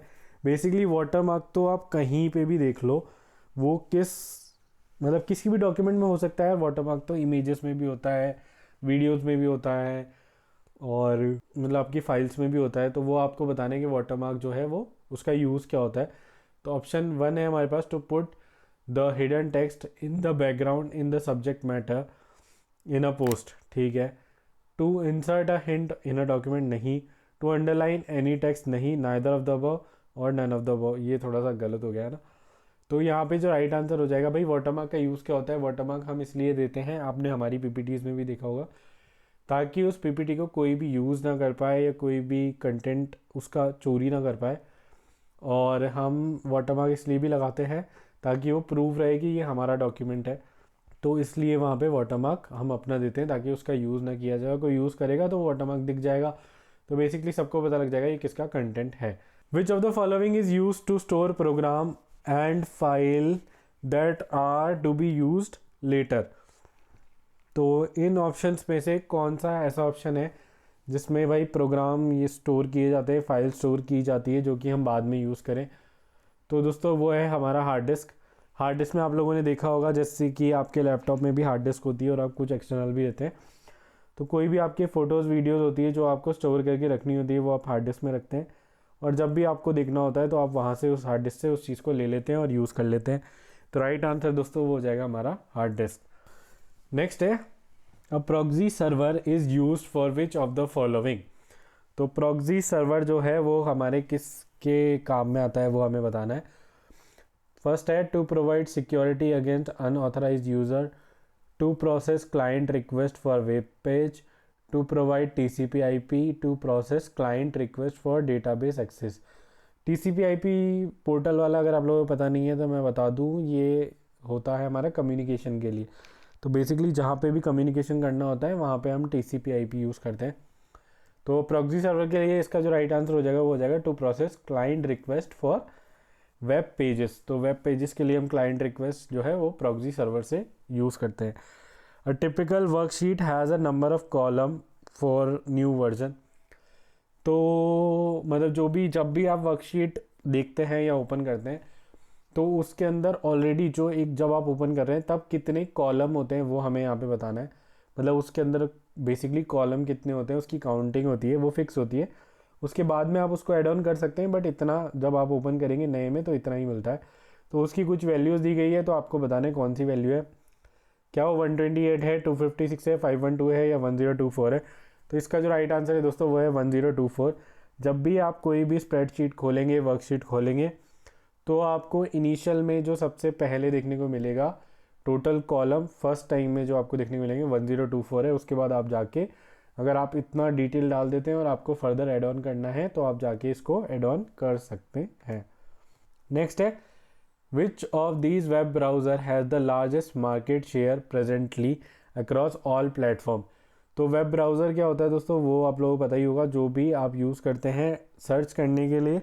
मतलब कोई भी चीज़ या कोई भी टूल अगर आप यूज़ कर रहे हैं सर्च करने के लिए तो वो एक वेब ब्राउज़र है जिस पे जाके आप कोई भी पर्टिकुलर वेबसाइट सर्च करेंगे, गूगल पे जाके आप सर्च करेंगे तो वो गूगल का होता है वो क्रोम होता है, माइक्रोसॉफ्ट का एज है, सफारी है, मोजिला का फायरफॉक्स है। तो ऑप्शन यही है, फर्स्ट है क्रोम, सेकंड है एज, थर्ड है सफारी, फोर्थ फायरफॉक्स और फिफ्थ है www। तो राइट आंसर तो सबको पता ही होगा यार। अभी जैसे मैंने बोला था हम कुछ भी मेरे को सर्च करना है तो मैं क्या करूँगा, मैं गूगल पे जाके सर्च करूँगा। तो वैसे ही जो सबसे ज़्यादा हाईली यूज्ड जो है वो है हमारा यहाँ पे वो है हमारा क्रोम। नेक्स्ट है जिप इज़ अ फाइल। तो जिप फाइल के बारे में बता रहे हैं कि जिप फाइल कौन सी होती है। और मतलब जिप फाइल आप लोगों को पता होगी, काफ़ी लोगों को नहीं है फिर भी बता देता हूँ। जिप फाइल जो होती है वो हमारी ऐसी फाइल होती है जिसके अंदर हम काफ़ी सारी चीज़ें एक साथ डाल के और उसको एक कंप्रेस फॉर्म में कन्वर्ट कर देते हैं। तो वो जो कंप्रेस फॉर्म में फ़ाइल कन्वर्ट होती है उसको जिप फाइल बोलते हैं। कभी कभी आपने देखा होगा यार, आप अगर आपको कभी ऐसा करना हो, आप ट्राई करना कि कभी आपको बहुत सारे कम से कम 100-200 फ़ोटोज़ अपने दोस्त के साथ में शेयर करने हैं और आप एक एक करके भेजने जा रहे हो तो टाइम लग रहा है, तो आप क्या करो, 100-200 फ़ोटो को मतलब एक साथ सेलेक्ट करो और उनको एक ज़िप फाइल में कन्वर्ट कर दो। बेसिकली वो एक कंप्रेस फाइल होती है, छोटी फाइल होती है, तो उसको भेजना भी आसान होता है और उससे एक्सट्रैक्ट फिर आपका दोस्त भी कर लेगा, आपको पर्टिकुलर एक एक करके नहीं भेजना पड़ेगा। तो ज़िप फाइल हमारी होती है compressed file. What does ASCII code stand for? तो आस्की कोड क्या होते हैं? ASCII code basically American standard के कोड्स होते हैं, तो उसकी फुल फॉर्म यहाँ पे पूछी है। फर्स्ट दिया गया है American stable code for international interchange. Second है American standard case for institutional interchange. Third है American standard code for information interchange. तो राइट आंसर यही है हमारा, American standard code for interchange information. तो राइट आंसर है हमारा सी, जो कि है American standard code for information interchange. Next है हमारे पास what consider the backbone of W. तो डब्ल्यू की भाई बैकबोन किसको कंसीडर किया गया है, या बैकबोन कौन है? क्या वो URL है, क्या वो HTML है, क्या वो HTTP है, क्या वो FTP है? तो URL तो आप समझते ही होंगे, जो लिंक होता है उसको हम URL बोलते हैं। HTML एज सच कुछ होता नहीं है, मतलब HTML तो हमारा जो डिज़ाइनिंग पार्ट है वो होता है किसी भी वेबसाइट का। HTTP ज़रूर बोल सकते हैं कि बैकबोन हो सकता है, मतलब है भी, क्योंकि HTTP जब भी आप अपनी कोई भी वेबसाइट सर्च करने जाते हैं, कोई भी चीज़ सर्च करने जाते हैं तो उसका लिंक डालते हैं तो वहाँ पे ऑलरेडी HTTP लिखा हुआ होता है, तो इसको ही बोला जाता है backbone of world wide web. और FTP होता है फाइल ट्रांसफ़र प्रोटोकॉल, तो वो अलग चीज़ है। नेक्स्ट है हमारे पास which of the following display the button for changing textile alignment and size. तो इन सब में से कौन सा ऐसा टूल है या कौन सा ऐसा टूल बार है जिसके अंदर हम जो हमारे टेक्स्ट है उसको चेंज कर सकते हैं, उसका अलाइनमेंट चेंज कर सकते हैं, साइन चेंज कर सकते हैं, स्टाइल चेंज कर सकते हैं। तो कभी आपने देखा होगा, आप माइक्रोसॉफ्ट चला रहे हैं तो वहाँ पे आप कोई भी टेक्स्ट लिखते हैं तो एक जैसे ही टेक्स्ट लिखते हैं उसके ऊपर एक बॉक्स आ जाता है। बेसिकली ये पूछ रहे हैं कि उस बॉक्स को क्या बोला जाता है। क्या वो स्टैंडर्ड टूल बार होता है, स्टेटस बार होता है, ड्राइंग बार होता है, या फॉर्मेटिंग बार होता है? तो वो होता है फॉर्मेटिंग टूल बार।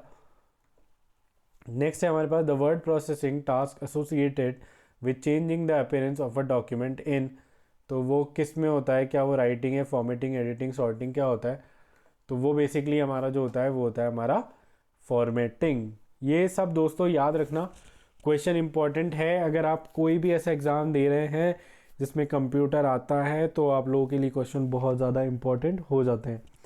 तो मेक श्योर आप ये सारे क्वेश्चंस को याद रखें। और तो अभी तो यहाँ पे RRB PO और RRB मेंस के लिए आप कर सकते हैं, तो उसके हिसाब से चलते हैं अपन।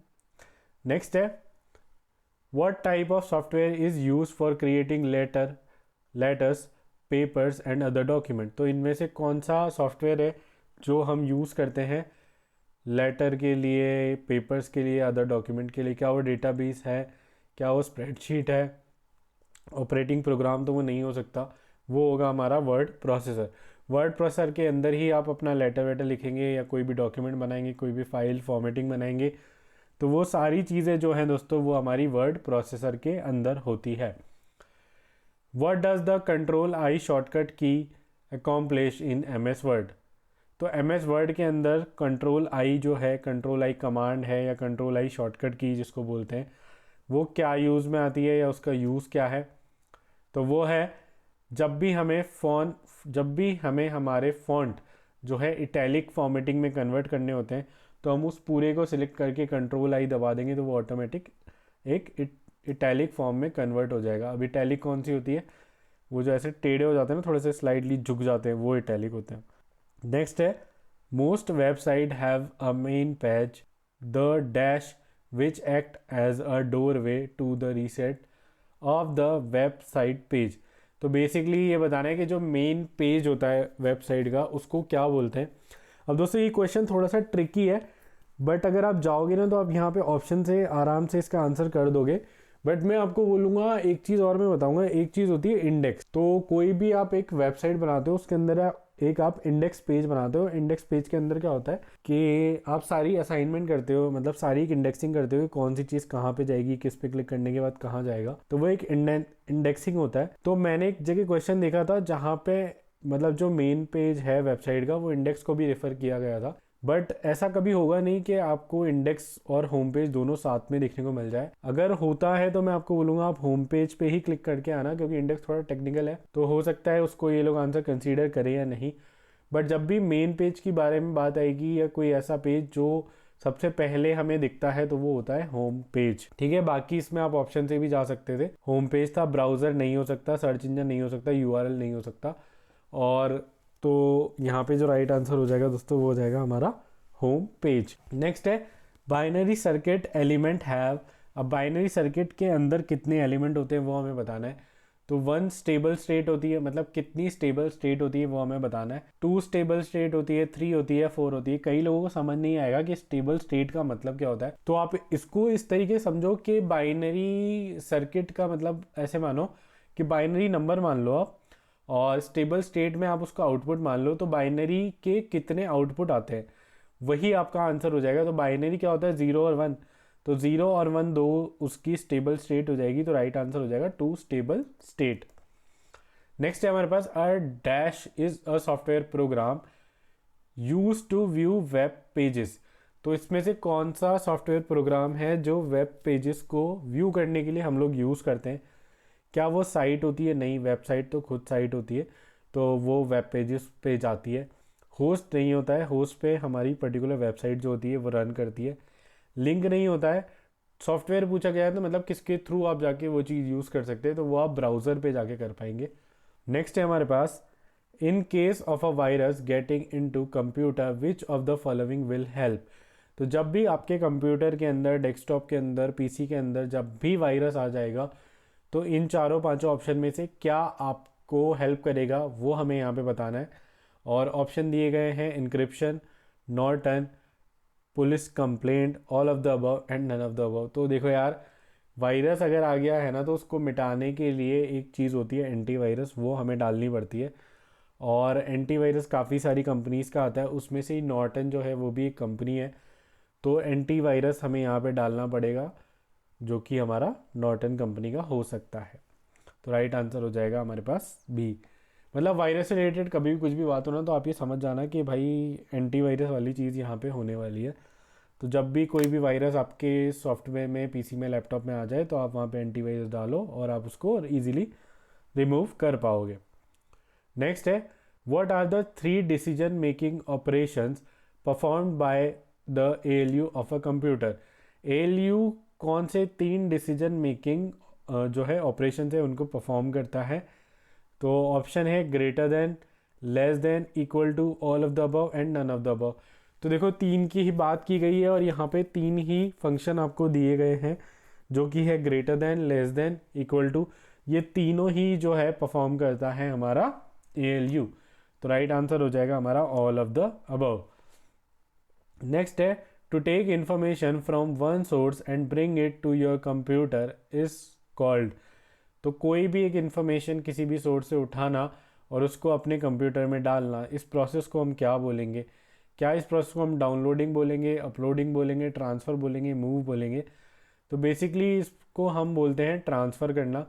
मूव करने में भी ऐसा कर सकते हैं, बट ऐसा होता है कभी कभी मूव भी वो चीज़ हो सकती है। अपलोडिंग डाउनलोडिंग तो आप समझते होंगे, कोई भी चीज़ इंटरनेट पे डालते हैं अगर हम हमारे डिवाइस से तो वो अपलोडिंग होती है। इंटरनेट से कोई भी चीज़ हम अगर हमारे डिवाइस में लेते हैं तो वो हमारी डाउनलोडिंग हो जाती है।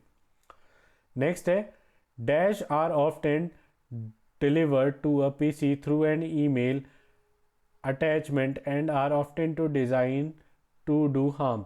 मतलब ऐसा कौन सा इनमें से एक चीज़ है जो किसी भी फाइल में अटैच करके, ईमेल में अटैच करके आपको भेजा जाता है और उसको भेजने का पर्टिकुलर पर्पज़ होता है आपके कंप्यूटर को हार्म करना, आपका डेटा चुराना, आपके कंप्यूटर को हैंग करना। तो वो क्या होता है? क्या वो वायरस होता है, स्पैम होता है, प्रोटोकॉल होता है, या ईमेल मैसेजिंग? तो बेसिकली इस तरीके से आपको जो भेजा जाता है वो होता है हमारा वायरस। नेक्स्ट है दोस्तों, कितने क्वेश्चन बाकी है? अभी तो 4 क्वेश्चन बाकी है। ठीक है दोस्तों, इतना तो हम कर ही सकते हैं। Antivirus software is an example of, तो एंटीवायरस सॉफ्टवेयर किसका एग्जांपल है वो हमें यहाँ पे बताना है। तो अभी मैंने बताया था जब भी आपके कंप्यूटर में वायरस आ जाए, प्रॉब्लम आ जाए, हैंग करने लग जाए, या कभी भी किसी भी ईमेल के थ्रू आप अनवांटेड साइट पे चल गए, तो उस टाइम चांसेस होते हैं कि आपके कंप्यूटर पीसी में वायरस आ जाए। तो उस वायरस से बचने के लिए जो टूल आता है वो आता है हमारा एंटीवायरस सॉफ्टवेयर। तो इन्होंने ये पूछा है कि एंटीवायरस सॉफ्टवेयर जो है वो किसका एग्जाम्पल है।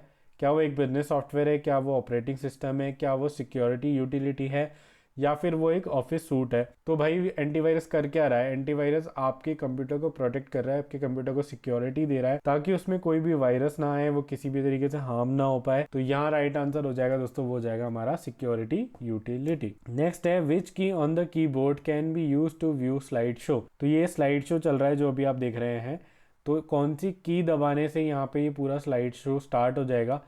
ऑप्शन है F1, F3, F5, F9 और F7। इसको रट लो, मैं आपको बोलूँगा जितना ज़्यादा आप याद कर सकते हो कर लो, क्योंकि ये बहुत यूज़फुल है। आने वाले टाइम में आपके भी यूज़ आएगा ही आएगा। इसका राइट आंसर है दोस्तों F5 को दबा के हम हमारा जो है स्लाइड शो जो होता है वो हम स्टार्ट कर सकते हैं। नेक्स्ट है which of the following file effect can you use for the slide background. तो स्लाइड बैकग्राउंड के लिए आप कौन सा इफेक्ट यूज़ कर सकते हैं? तो दोस्तों हम इतने सारे क्वेश्चन कर रहे हैं, और अगर मैं आपसे बोलूँगा, अब मैं बिल्कुल लास्ट में बोल रहा हूँ, अगर आप लोग यहाँ तक आए हैं तो आपका नो डाउट आरआरबी मेंस का जो स्कोर है वो बहुत ज़्यादा इंप्रूव करने वाला है। आप हमारे चैनल से जुड़िए, मैं आपसे रिक्वेस्ट करूँगा सब्सक्राइब करो, इस वीडियो को दोस्तों के साथ शेयर करो, क्योंकि कंप्यूटर एक ऐसा सब्जेक्ट है दोस्तों जो आपका सिलेक्शन तय करता है आरआरबी के अंदर, क्योंकि यहाँ मोस्टली बच्चों का स्कोर काफ़ी कम ही रहता है। अगर आप कंप्यूटर में स्कोर अच्छा कर गए तो आप बाजी मार जाओगे दोस्तों। मेरा लास्ट का जो स्कोर था 16.5 था, जो मैंने लास्ट अटेम्प्ट दिया था उसका। तो आप लोगों को कंप्यूटर पढ़ना ही पड़ेगा, इसका कोई और सॉल्यूशन नहीं है। और हम इतना बढ़िया कंटेंट ला रहे हैं, जब आप मॉक देंगे तो आप देखेंगे कि हमारी वीडियोस का कंटेंट आपको मॉक में देखने को मिल जाएगा। आप एज इट इज़ क्वेश्चन जो आपने यहाँ पढ़े होंगे वो भी मॉक में देखने को मिल जाएंगे, या फिर काइंड ऑफ वहाँ से देखने को मिल जाएंगे। तो हम कंटेंट रिलेवेंट ला रहे हैं, बस उसी के लिए सपोर्ट चाहिए। मैं बहुत मेहनत कर रहा हूँ, मैं आगे भी करूँगा, पर मेरे को चाहिए कि आप लोग मेरे से डबल मेहनत करो, आप लोग पूरा पढ़ो, ताकि हम इस सीरीज़ को और कंटिन्यू लाएं, आप लोगों के लिए और वीडियोस लाएं। तो चलो क्वेश्चन पे वापस चलते हैं। उसको क्या बोलते हैं? क्या वो ग्रेडियंट होता है, टेक्सचर होता है, पिक्चर होता है? तो इन तीनों को ही आप अपने जो है बैकग्राउंड में यूज़ कर सकते हैं स्लाइड के, और तीनों ही काफ़ी ज़्यादा अच्छे लगते हैं। जैसे ये जो अभी आप देख रहे हैं ये हमारा ग्रेडियंट में हो सकता है, ग्रेडियंट में कलर है, पिक्चर हमने यूज़ करी हुई है, टेक्सचर मतलब टेक्स्ट वाली चीज़ होती है। ये आज की वीडियो का हमारा सेकेंड लास्ट क्वेश्चन है। The arrangement of elements such as title and subtitle, text, picture, table is called. उसको क्या बोला जाता है? लेआउट, प्रेजेंटेशन, डिज़ाइन या स्कीम, तो उसको बोला जाता है लेआउट। लास्ट क्वेश्चन है which of the following are type of sound files. ये क्वेश्चन मैंने जानबूझ के डाला है, और आगे भी मैं आप लोगों को डालूंगा, जो हमारे एक्सटेंशंस होते हैं उनके ऊपर डालूंगा कि साउंड फाइल का एक्सटेंशन क्या होता है, इमेज का क्या होता है, वो उन सब पे काफ़ी क्वेश्चन आते हैं। तो लॉग फाइल हमारी साउंड फाइल से रिलेटेड नहीं होती है, डेट भी नहीं होती है। WAV फाइल जो है हमारी वो साउंड फाइल से रिलेटेड होती है, और DRV फाइल्स भी हमारी साउंड फाइल से रिलेटेड नहीं होती है। यहाँ पे राइट आंसर हो जाएगा हमारा WAV।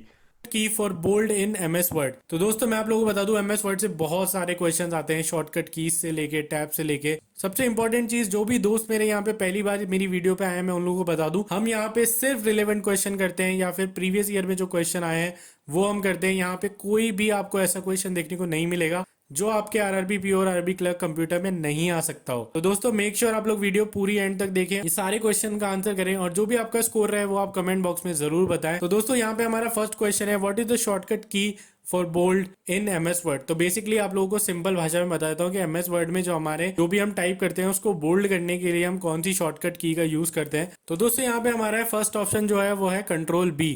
तो दोस्तों मैं आप लोगों को बता दूं आंसर यही है, कंट्रोल बी हम यूज करते हैं बोल्ड करने के लिए। बट दोस्तों मेरा ऐसा नहीं है कि मैंने आपको क्वेश्चन बताया, आंसर बताया और मैं यहाँ से फ्री हो जाऊंगा। नहीं दोस्तों, मैं आपको बाकी सारे ऑप्शन भी एक्सप्लेन करूंगा। कंट्रोल एन जो है वो हमारा यूज होता है to create new document. Control J जो हमारा होता है वो होता है जस्टिफाई करने के लिए।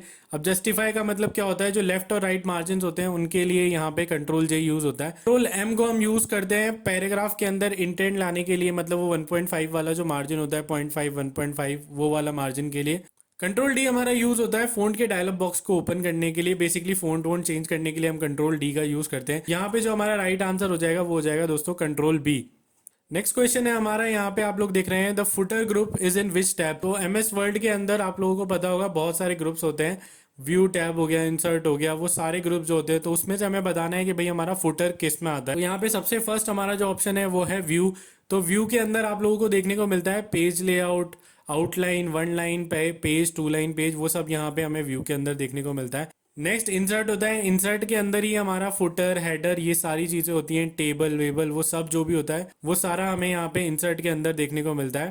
थर्ड जो है हमारा होम पेज है, होम पेज में आपको फॉन्ट, कलर, स्टाइल वो सब देखने को मिल जाता है। टेबल बेसिकली हमारे पास कोई एक वो टैब नहीं होता है, टेबल हमारा जो होता है वो इंसर्ट के अंदर ही आता है। तो पिक्चर फॉर्मेट जो होता है, पिक्चर फॉर्मेट भी हमारा इंसर्ट के अंदर आता है, जो पिक्चर का ऑप्शन आता है वहां पे। तो इसका जो राइट आंसर हो जाएगा दोस्तों वो हो जाएगा हमारा इंसर्ट।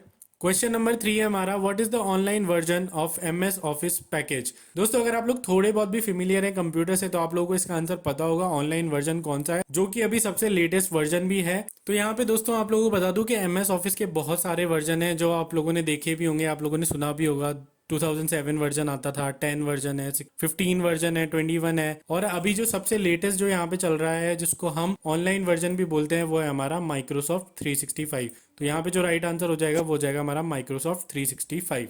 नेक्स्ट क्वेश्चन है, what is said to be the technique used in web browser to update the content of web page. तो दोस्तों बहुत ही इजी क्वेश्चन है, आप लोगों को पता ही होगा कि भाई जब भी हम कोई भी वेब पेज अगर हम यूज कर रहे हैं तो उसमें कंटेंट अपडेट करने के लिए हम क्या करते हैं, रिफ्रेश करते हैं या फिर रिलोड करते हैं। तो यहाँ पे जो राइट आंसर हो जाएगा वो हो जाएगा रिलोड। ऑप्शन में रीडेबल दे रखा है, डोमेन दे रखा है, डोमेन आप लोगों को पता होगा जो भी यूआरएल आप डालते हैं वहां पे वो डोमेन कहलाता है उसका। स्क्रॉल आप लोगों को पता ही होगा, स्क्रॉल करने वाला होता है, और ट्रांजिट। तो यहाँ पे ये 5 ऑप्शन थे, हमारा राइट ऑप्शन हो जाएगा रिलोड। नेक्स्ट क्वेश्चन जो दोस्तों हमारा है, which of the following is not available in MS word. दोस्तों ध्यान दीजिएगा यहाँ पे नॉट पूछा गया है, इनमें से कौन सी चीज है जो एमएस वर्ड में नहीं होती है। तो हमारे पास जो ऑप्शन है वो है pivot table, header, picture format, help और टेबल। तो दोस्तों अगर आप लोग मेरा प्रीवियस क्वेश्चन देख के आ रहे हैं जहां पे मैंने आपको एक्सप्लेन किया था एमएस वर्ड के अंदर क्या क्या होता है, तो वहां से आप हेडर और पिक्चर फॉर्मेट वाला ऑप्शन तो काट ही सकते हैं, साथ ही साथ टेबल ऑप्शन भी काट सकते हैं। ये 3 ऑप्शन तो आपको देखने को मिल ही जाते हैं। अब हमारे पास बस 2 ही ऑप्शन बचे हैं, first is help, second is pivot table. तो मैं आप लोगों को दोस्तों बता दूं कि एमएस वर्ड जो है हमारा उसमें हेल्प का ऑप्शन भी अवेलेबल होता है। तो इस बार जो हमारा राइट आंसर हो जाएगा वो हो जाएगा हमारी पाइवॉट टेबल। नेक्स्ट दोस्तों अगर हम बात करें नेक्स्ट क्वेश्चन की, what is the full form of when. When की फुल फॉर्म पूछी गई है दोस्तों। व्हेन क्या होता है बेसिकली, पहले हम उस पर बात करेंगे फिर हम जाएंगे फुल फॉर्म के ऊपर। तो दोस्तों जिनको नहीं पता है उनको मैं बता दूं व्हेन क्या होता है। व्हेन होता है हमारी जो भी लोकल एरिया के जो भी नेटवर्क्स होते हैं उन सबको हम कनेक्ट करते हैं, तो उस चीज को हम बोलते हैं व्हेन। जो भी कम्युनिकेशन के लिए हम लोकल एरिया नेटवर्क्स जो भी हमारे होंगे, लोकल एरिया सिस्टम जो होंगे उनको हम एक दूसरे से कनेक्ट करेंगे, तो वो जो प्रोसेस होती है वो होती है व्हेन, और इसकी फुल फॉर्म होती है वाइड एरिया नेटवर्क। यहाँ पे जो हमारा राइट आंसर होगा दोस्तों वो होगा इस क्वेश्चन का वाइड एरिया नेटवर्क। व्हेन होता है वाइड एरिया नेटवर्क, वैसे ही एक लैन भी होता है लोकल एरिया नेटवर्क। दोस्तों इनकी फुल फॉर्म आप लोगों को याद रखना बहुत ज़्यादा ज़रूरी है, क्योंकि एग्जाम में ये पूछी जाती है, और कई बार तो ऐसा भी होता है कि डायरेक्ट उठ के सिर्फ आपके पास यहाँ पे फुल फॉर्म ही आ जाती है। नेक्स्ट क्वेश्चन में थोड़ी सी मिस्टेक है दोस्तों, यहाँ पे व्हाट नहीं आएगा, यहाँ पे आएगा विच ऑफ द फॉलोइंग। दोस्तों राइटिंग इग्नोर करना, मैं यहाँ पे माउस से लिख रहा हूँ। तो नेक्स्ट क्वेश्चन जो हमारा रहेगा उसमें आएगा which of the following simulates human level intelligence. तो हमें बताना है ये 5 चीजें हमें दी गई हैं, इनमें से कौन सा ऐसा है जो ह्यूमन लेवल इंटेलिजेंस रखता है। तो दोस्तों इस क्वेश्चन का आंसर आप लोगों को पता ही होगा, बहुत ज्यादा अभी मार्केट में चर्चा चल रही है भाई, AI stands for artificial intelligence. यहाँ पे बहुत चर्चा में है ये, और ये बोला जा रहा है कि ये ह्यूमन लेवल इंटेलिजेंस देता है, ऑल्दो बीट नहीं कर सकता काफी जगह, बट हाँ बहुत अच्छा परफॉर्मेंस देता है। तो एआई इसका राइट आंसर हो जाएगा, जो कि सिमुलेट कर सकता है ह्यूमन लेवल इंटेलिजेंस के बराबर। नेक्स्ट क्वेश्चन जो दोस्तों हमारा है, what is the file extension of power point. दोस्तों अगर आप लोगों ने मेरी वीडियो देखी है डे 2 वाली, अगर आपने मेरी जो है वो वीडियो देखी है दोस्तों, तो मैं आप लोगों को बता दूं कि वहां पे मैंने आप लोगों को ऑलरेडी एक्सटेंशन काफी अच्छी तरीके से एक्सप्लेन करे थे। एक्सटेंशन क्या होता है, किस फॉर्मेट में फाइल, तो जिस भी फॉर्मेट में फाइल सेव होती है उसको हम एक्सटेंशन बोलते हैं। वहां पे इस क्वेश्चन का आंसर मैं आप लोगों को दे चुका हूं, और अगर आप लोगों ने देखी है तो आप लोगों को ऑलरेडी आंसर पता होगा दोस्तों। इसका एक्सटेंशन होता है हमारा पीपीटी।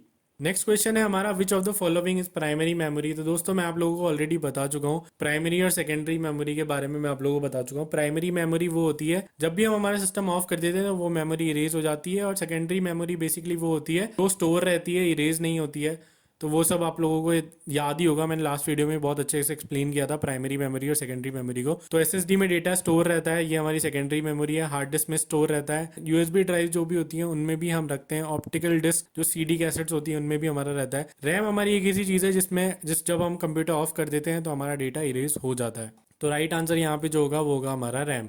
नेक्स्ट क्वेश्चन है, which of the following is not an operating system. तो दोस्तों आप लोगों को यहाँ पे बताना है कि ऑपरेटिंग सिस्टम कौन सा नहीं है। इसमें कुछ वो नहीं है, अगर आप लोगों ने थोड़ा बहुत भी कंप्यूटर पढ़ा है तो आप लोगों को पता होगा, नहीं पढ़ा है तो ये चीज़ आपको याद करनी पड़ेगी, इसका कोई एक्सप्लेनेशन नहीं है। लिनक्स हम यूज़ करते हैं, यूनिक्स भी हम यूज़ करते हैं, माइक्रोसॉफ्ट भी होता है, एंड्रॉइड भी होता है। ओरेकल यहाँ पे हमारे पास कोई भी ऑपरेटिंग सिस्टम नहीं है। तो जो राइट आंसर यहाँ पे हमारा हो जाएगा वो हो जाएगा ओरेकल। तो यही था दोस्तों आज की वीडियो में, हमने यहाँ पे रिवीजन किया है। ऐसे ही रिवीजन सेशंस आपको अब रेगुलर देखने को मिलने वाले हैं। आरआरबी पीओ मेंस के एग्ज़ाम तक 27 तक मैं कोशिश करूँगा मैं डालता रहूँ।